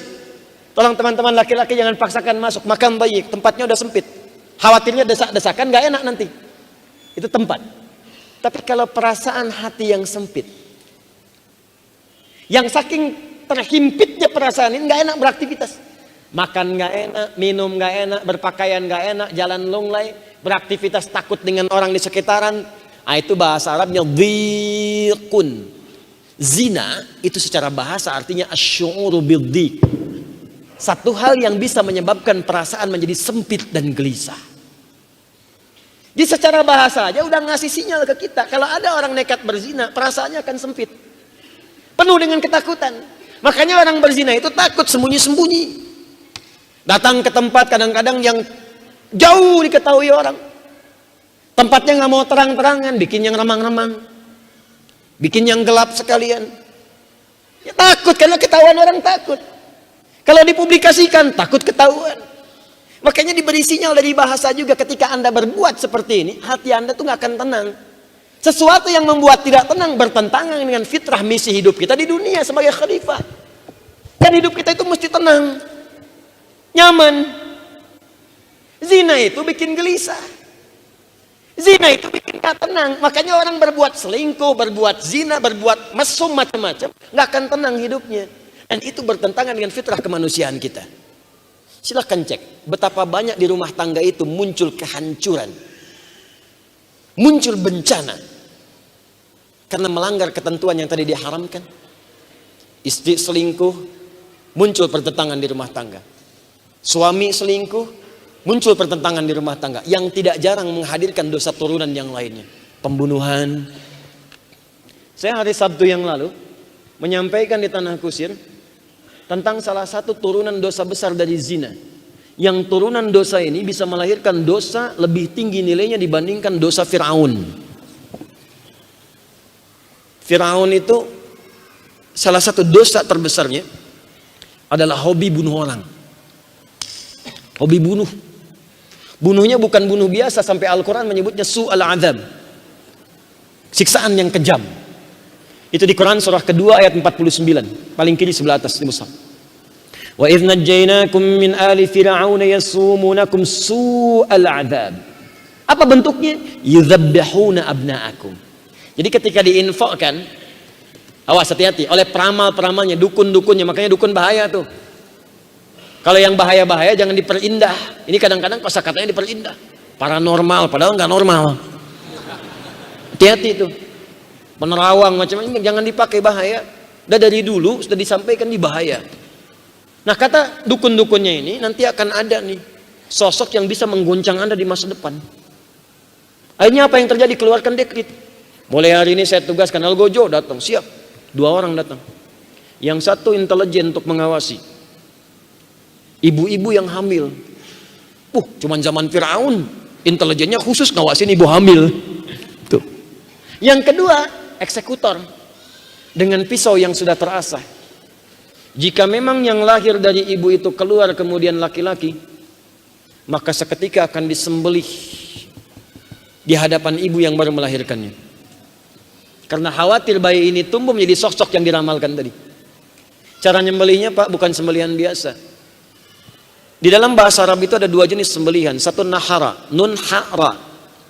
Nahara itu menyembelih objek yang disembelih masih berdiri untuk hewan. Makanya unta cara menyembelihnya disebut dengan nahar. Inna a'tainakal kautsar. Fashalli li rabbika wanhar. Unta nggak dijatuhkan dulu Pak, Bu. Sambil berdiri. Jadi kalau main ke Kakia Udaybiyah ya, saat haji atau umrah main ke peternakan unta.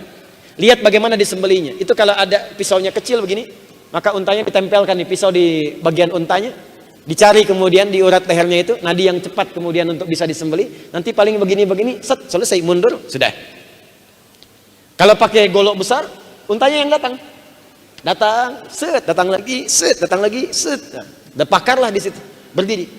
Tapi kalau dijatuhkan seperti sapi, kerbau, kambing dan sejenisnya, itu bahasanya berubah dari nahara menjadi dzabaha. Dzal, ba dan ha. Nah, makanya kalau kita nyembelih sapi, ya kan, kambing, kerbau kan dijatuhkan dulu kan. Itu pun kata Nabi mesti lembut. Fa idza dzabhtum fa ahsinu dzibha. Kalau Anda mau nyembelih hewan sembelihan, maka lakukan dengan cara yang paling bagus.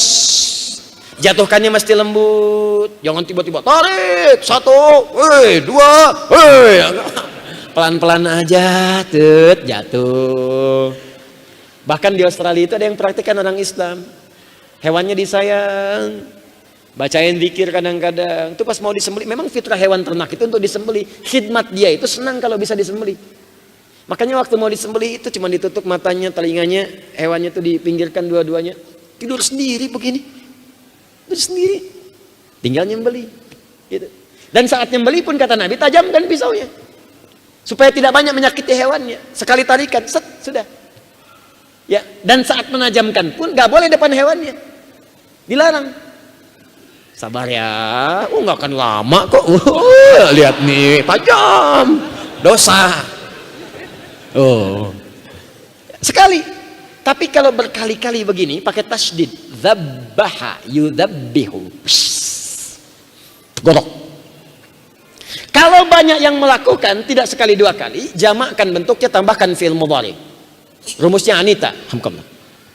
Hamzah, hamkallah. Hamzah, nun, ya, ta. Kalau banyak, tambah un di ujungnya. Ini ayat menggunakan bentuk yang ketiga. Sudah berkali-kali banyak yang ngerjain. Yudzabbihuna abna'akum. Dikala ketahuan lahir laki-laki, angkat, jatuhkan di hadapan ibu yang baru melahirkan. Gorok. Kata Allah, kejam. Kejam. Siksa yang paling kejam. Bayangkan. Perbuatan Fir'aun disebut oleh Al-Quran langsung sebagai siksa yang sangat kejam. Tapi sekejam-kejamnya Fir'aun, sefir'aun-fir'aunnya, dia masih nungguin dulu sampai lahiran. Kalau perempuan, bebas. Laki-laki, eksekusi, kejam. Pezina sekarang, bahkan dia tidak harus menunggu sampai lahiran. Begitu ketahuan, kamu mengandung ya, aborsi. Dan dia nggak peduli baik laki-laki atau perempuan, gugurkan. Itu dosa lebih kejam dibandingkan dengan Fir'aun yang telah mengerjakan itu pada masa-masa yang lalu. Fir'aun sejahat-jahatnya masih nunggu lahir. Orang sekarang pezina baru ngandung langsung harus gugurkan. Tuh, dosa turunannya tinggi di situ. Tapi nanti ada jalan untuk kembali untuk taubat. Ada nanti. Turun Quran surah 39 ayat 53. Cuman saya mau katakan bahwa ini hal semacam ini, kenapa perbuatan ini dilarang? Supaya tidak mengotori misi suci kita sebagai khalifah. Merusak tatanan kehidupan. Nasab acak-acakan. Apa anda nggak tega melihat anak itu digunjing oleh saudaranya karena nasabnya tidak jelas? Oh, kamu anak zina ya, kamu anak haram ya. Yang ngerjakan haram itu bapak ibunya, kenapa anaknya yang kena? Tuh. Apa nggak tega lihat saat masa pernikahannya, bintinya disertakan pada ibunya bukan bapaknya. Nasabnya diputus di situ. Apa antum nggak paham akan merusak warisan di situ? Apa nggak ngerti akan merusak kehidupan? Karena kalau perbuatan haram, lahirnya haram, kemudian dalam konteks perbuatan haram tadi, pasti akan menyertai yang lainnya haram juga. Maaf, hartanya akan haram juga. Yang lain akan nggak benar juga, dan beban kepada anaknya di kemudian hari. Anaknya nggak salah. Ini perbuatan ini yang buruk. Dosa turunan muncul dan merambat kemana-mana. Silakan cek.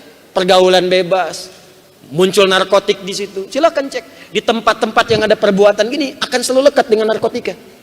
Mabuk-mabukan ada, mabuk lekat dengan zina. Silakan cek. Ini akan merusak ini. Makanya benar ketika pemerintah, ketika dari polisi, Kamtidmas, TNI dan sebagainya, narkotika dilarang, tindak ini, tindak itu. Kenapa? Itu spiritnya demikian. Dan negara kita bukan negara agama, tapi nilai-nilai spiritual itu memberikan roh pada kehidupan berbangsa dan beragama. Itu cara bacanya. Makanya jadi amanat di undang-undang kita. Pasal 29 ayat 2 itu kan, dasar negaranya itu ketuhanan yang Maha Esa. Ayat satunya, negara berdasar atas ketuhanan yang Maha Esa. Dikuatkan di Pancasila, sila pertama. Yang keduanya, membimbing kita untuk belajar agama dengan baik. Dari kebaikan itu dibawa untuk membangun bangsa. Itu cara berpikirnya. Makanya bangsa itu bisa makmur. Negara menjamin kemerdekaan tiap-tiap penduduk untuk memeluk agamanya masing-masing dan beribadah menurut agama dan kepercayaannya itu. Maka kita sholat supaya bebas dari perbuatan ini. Makanya saat sholat itu turun ayat. Quran surah 29 ayat 45. Inna sholata tanha anil fahsya. Fahsya perbuatan yang muncul dari syahwat. Zina, syahwat, porno aksi, pornografi, LGBT, fahsya. Kita bantu untuk balik. Ayo kembali kita rangkul lagi. Ajarkan yang benar, ajak ke masjid, suruh tobat. Suruh lebih baik lagi, itu ajaran agama. Kalau mereka semua baik, membangun bangsanya bagus. Makanya paham-paham yang bertentangan dengan itu harusnya tidak tumbuh di negeri ini. Liberalisme itu nggak boleh ada di sini. Sekularisme nggak bisa. Kenapa? Karena pertama bertentangan dengan undang-undang, yang kedua bertentangan dengan spirit agama, yang ketiga bisa merusak. Ini ada orang kena LGBT, kita mau obatin. Kata agama, yuk kita tarik supaya dia berubah. Medis diobatin, tiba-tiba muncul makhluk ini satu. Nggak apa-apa kok, Anda memang fitrahnya sudah homo. Coba bayangkan kalau bapak Anda yang homo, kan nggak ada Anda. Apa Anda ridho kalau ibunya lesbi? Apa Anda ridho kalau pasangan Anda sendiri menikah karena membuktikan Anda bukan seperti itu. Sekarang Anda tega mengatakan pada orang lain itu sih fitrah Anda. Cie-cie. Itu makanya hati-hati tuh. Awas. Kampus-kampus yang ikut-ikutan paham-paham begitu tuh. Nggak boleh. Nah, ini kok bisa menjamur karena difasilitasi oleh kita sendiri. Makanya jangan pernah ngadain seminar-seminar pada yang begitu. Nanti merusak kehidupan kita. Fungsi yang sesungguhnya kemudian kita lupa. Yang tambahan-tambahan tidak penting malah meracuni kehidupan kita. Sekarang banyak racun. Kelihatannya madu padahal racun. Tayangan-tayangan kayak madu di TV padahal racunnya banyak. Pilihannya susah, Bu. Coba ibu pilih mana? Di madu apa di racun? Sudah nanti saja. Paham ya? Itu secara bahasa sudah terbukti, dampaknya sudah ada. Hukum negara kita juga mendukung, kurang apa lagi? Jadi kalau ada orang yang tidak mengerjakan itu perintah, malah mengerjakan larangan, artinya boleh. Jadi dia belum paham dengan konsekuensi-konsekuensi yang dimaksudkan. Mabuk, Quran itu jelaskan kenapa khamar nggak boleh. Khamar itu apa? Kuruma yakhmarul aqla, yang bisa merusak kepada akal. Makanya bukan cuma minuman, obat-obatan. Orang Islam itu udah jelas, jangan bersentuhan dengan narkotika, sabu nggak ada, ekstasi buang. Kalau beriman itu jelas, makanya ada hukum ketika dikerjakan dosa. Kenapa dilarang itu? Dilarang itu supaya tidak merusak akal. Kalau akalnya rusak, bagaimana bisa membangun kehidupan kita? Bagaimana bisa menjadi khalifah yang benar kalau akalnya rusak? Kepintaran dirusak, mau membangun dirusak, generasi dirusak. Itu bahaya itu. Makanya dilarang. Jauhi. Innamal khamru wal maisir wal azlamu. Terus wal ansabu rizqun min amali syaitani fajtanibu. Turun Quran surah kelima ayat 90 sampai 91 itu. Awas, hati-hati kata Allah itu. Itu pekerjaan setan. Jangan diikuti. Khamar pekerjaan setan. Jadi kalau ada orang bersentuhan dengan narkotika, dengan sabu, dengan ekstasi, dia sedang digoda oleh setan, dikendalikan. Belum selesai sampai situ. Innama yuridu syaitanu an yuqi'a bainakumul adawah. Setan itu dari semua perbuatan tadi nanti akan menggerakkan Anda untuk hadir dalam sifat permusuhan.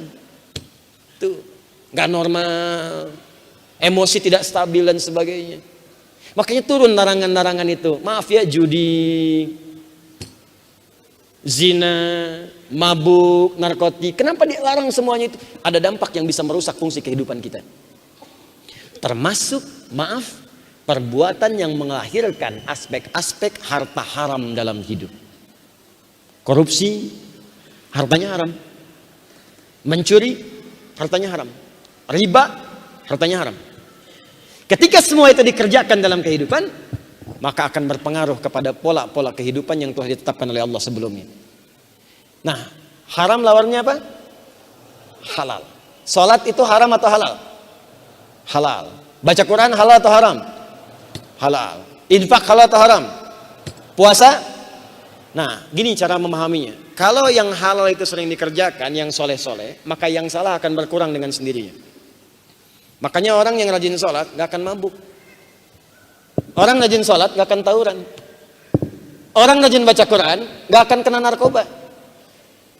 Makanya kalau ditanya kenapa di UPI ada penghafal Quran, kenapa di UPI ada orang rajin ke masjid, sampaikan ini bagian dari pendidikan supaya mendidik mereka mendapatkan fungsi yang benar. Bapak kan yang mengatakan, Pak, anak kampus jangan kena narkotik, sholat mencegah dari narkotik. Anak kampus jangan sampai terlibat tawuran, baca Quran, Pak, apalagi penghafal Quran gak mungkin tawuran. Itu cara menjawabnya. Demikian dengan kita saat mengerjakan itu. Sebaliknya, orang-orang yang terus menghadirkan dan memanjakan yang haram-haram, salahnya muncul, salehnya tenggelam. Makanya pemabuk jarang kelihatan sholat. Silahkan cek. Penjudi mana mau puasa. Pezina mana mau baca Quran. Kenapa? Karena yang haram-haram itu menutup yang soleh-solehnya. Makanya Nabi menyebutkan naktah sauda, noda hitam melekat pada diri kalau sudah yang haram-haram itu masuk. Itu hati-hati, harta haram dibawa ke rumah. Ibunya masak jadi makanan, dimakan oleh anak-anak. Itu yang mematikan hati, itu yang membuat anak sulit diajak sholat, diajak ngaji. Bapaknya kerja keras, hasilkan harta, rumah mewah, mobil banyak, tapi anak gak jelas, gak terawat. Ada yang tawuran, ada yang kena narkoba. Sebaliknya ada orang cuman serabutan, nyabut ini, nyabut itu, tapi anaknya ada yang jadi dirjen, jadi menteri, jadi macam-macam. Kenapa? Coba lihat keberkahannya. Karena itu dampak dari harta yang haram, perbuatan yang haram, itu akan melunturkan amal soleh sekaligus mengeluarkan kita dari fungsi dan misi sebagai khalifah yang ditunjukkan oleh Allah Subhanahu wa taala. Paham sampai di sini? Karena itu tolong saya ingin sampaikan untuk menutup kajian di malam hari ini, jauhi semua perbuatan-perbuatan buruk mulai saat ini. Yang haram udah tinggalkan. Makanya dalam tanggal Hijriah kita, bulan pertama dibuka dengan Al-Muharram. Nih lihat. Muharram objeknya. Jamaknya muharramat. Hukumnya disebut haram, aspek fikihnya disebut tahrim. Kalau Anda ingin jadikan di antara maknanya waktu untuk meninggalkan yang haram. Di antara caranya masukkan alif lam kepada objeknya. Muharram segala yang dilarang haram. Waktu meninggalkan yang haram tambahkan al. Jadi al-muharram. Bulan pertama di tahun hijrah disebut bulan al-muharram, pakai al. Al-muharram. Artinya apa? Kalau Anda ingin jadi baik, hijrah. Hijrah itu tinggalkan yang jelek-jelek, mulai berubah jadi baik. Bagaimana caranya? Gampang. Dimulai diawali dengan waktu meninggalkan, berlatih meninggalkan semua yang dilarang oleh Allah Subhanahu wa taala. Ayo tinggalkan. Ya mulai sekarang bikin kurikulum. Insya Allah di bulan ini, saya pekan pertama sebulan ini akan meninggalkan dulu dosa mata. Latihan. Melihat yang benar, amalkan. Ada yang gak bagus, jangan lihat. Ayo mulai besok, WA. Begitu mau buka WA, muncul iklan. Astagfirullah, salah. Ya, mula-mula biasanya istighfar, tapi masih lihat. Astagfirullah. Salah. Ya kan? Udah itu istighfar berpaling, tapi nggak dihapus. Astagfirullah. Baru setelah itu latihan lagi sampai hilang. Kalau yang di saku sudah hilang, maka yang lain-lain gampang. Apa nggak malu sama Allah? Anda sholat bawa handphone, di handphone itu gambar-gambar haram ada di situ. Anda minta rizki, Rabbighfirli warhamni wajburni warzuqni, minta rahmat, minta ampunan, tapi perangkat yang dibawa haram. Video-video haram ada di situ. Gambar haram muncul di handphone itu. Dibawa lewat sholat. Di situ Anda minta kepada Allah. Apa nggak malu Anda? Anda ke kampus, sepatu Anda kotor dengan lumpur. Dosen mengeluarkan Anda keluar dari sini. Anda ke masjid enak aja bawa lumpur di saku Anda. Apalagi yang pakaiannya haram, makanannya haram, minumannya haram. Dan begitu mudah mengatakan, ya Allah berkahi saya. Mulai tinggalkan. Takut Pak. Apalagi lahirnya bersih, pulang-pulang kotor, apa nggak malu? Kita ini, kita akan wafat, kita akan pulang. Sekarang kita membawa misi supaya cari bekal untuk pulang. Ada yang mengajar beramal soleh, ada yang belajar kita berjihad, ada yang kerja di birokrasi, diplomasi, sama-sama. Semuanya cuma cari bekal beramal soleh. Makanya dari sekarang ayo berikan kepada lingkungan kita, tempat kita, bangsa kita yang terbaik yang bisa kita lakukan. Cuma niatkan sebagai ibadah supaya jadi amal soleh saat meninggal kita punya bekal.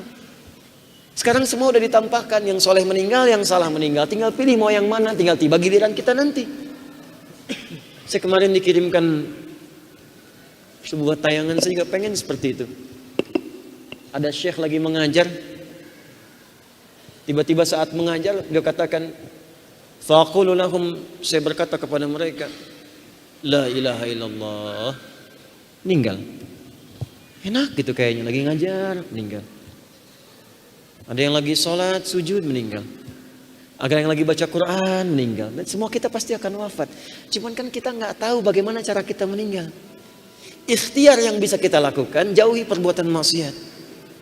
Tinggalkan maksiat supaya saat wafat dalam keadaan baik. Makanya ulama sering mengatakan kalau terpikir berbuat maksiat, bayangkan saat itu wafat. Itu cara yang paling mudah.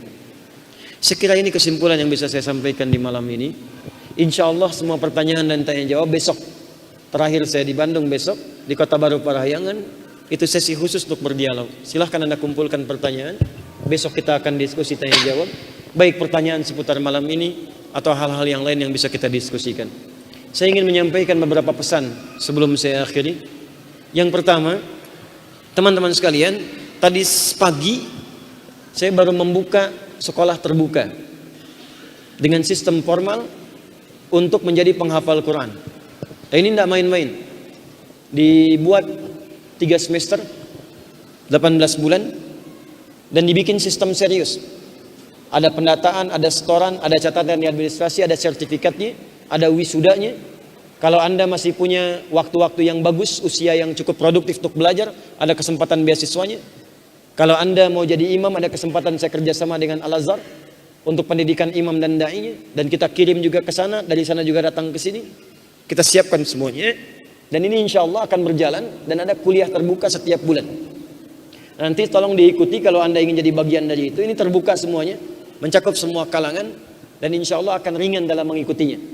Ya, mungkin dalam beberapa kesempatan nanti akan bekerja sama juga dengan beberapa kampus. Kalau UPI nanti tertarik bisa diterapkan.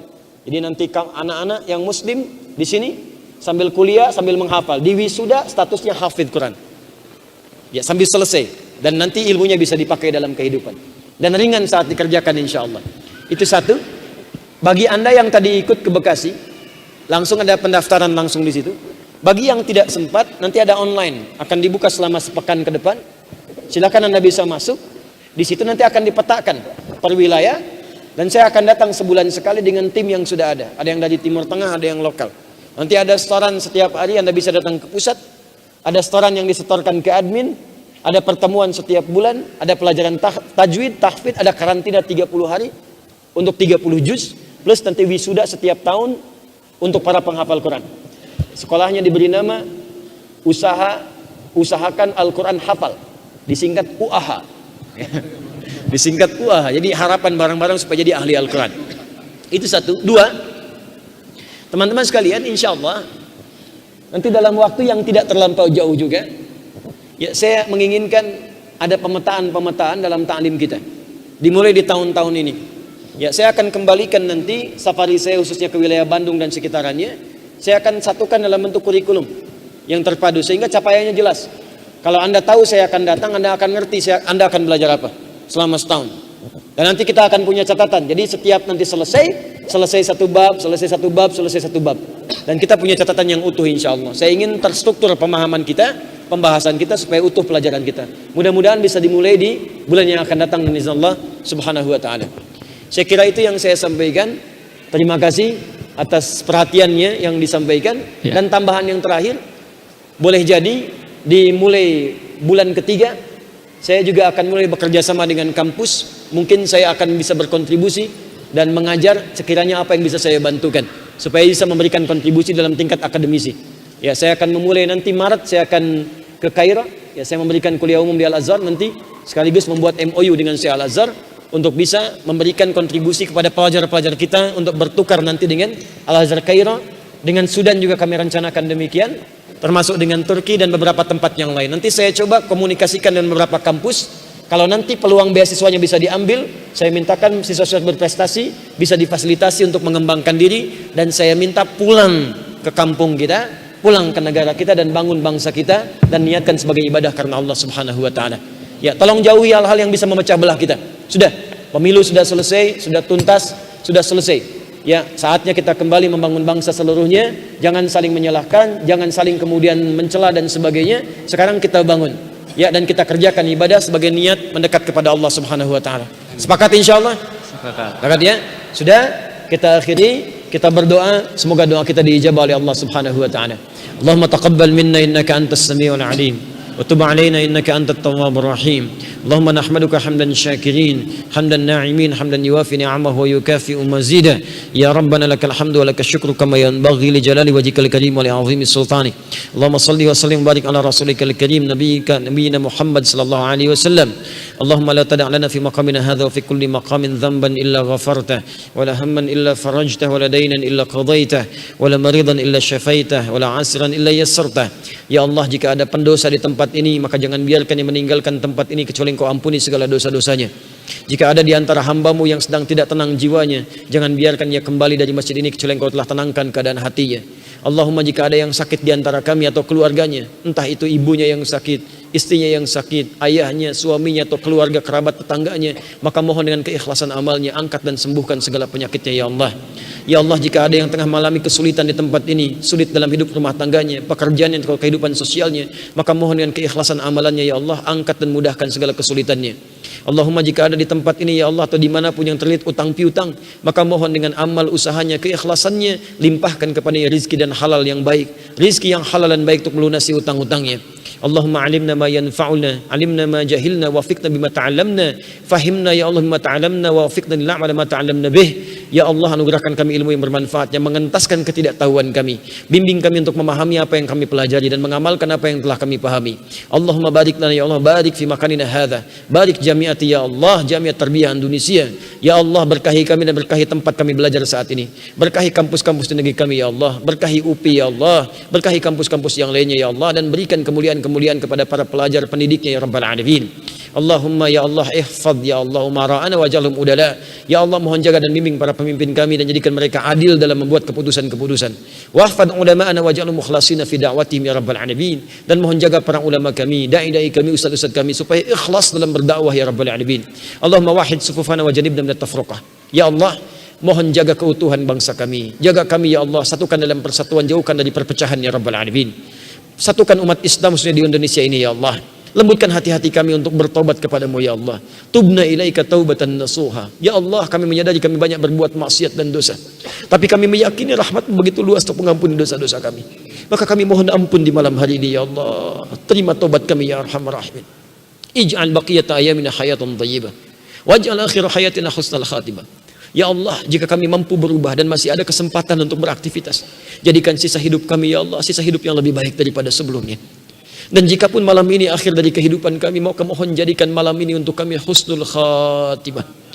Tawaffana muslimin ya Allah, alhiqna bis salihin. Khaffif lisanana min kulli kalimat at-tauhid la ilaha illallah. Ya Allah, jadikan akhir hidup kami akhir yang baik. Sertakan kami dengan orang-orang soleh dan ringankan lisan kami untuk mengucapkan kalimat di akhir sakaratul maut kami, la ilaha illallah Muhammadur Rasulullah.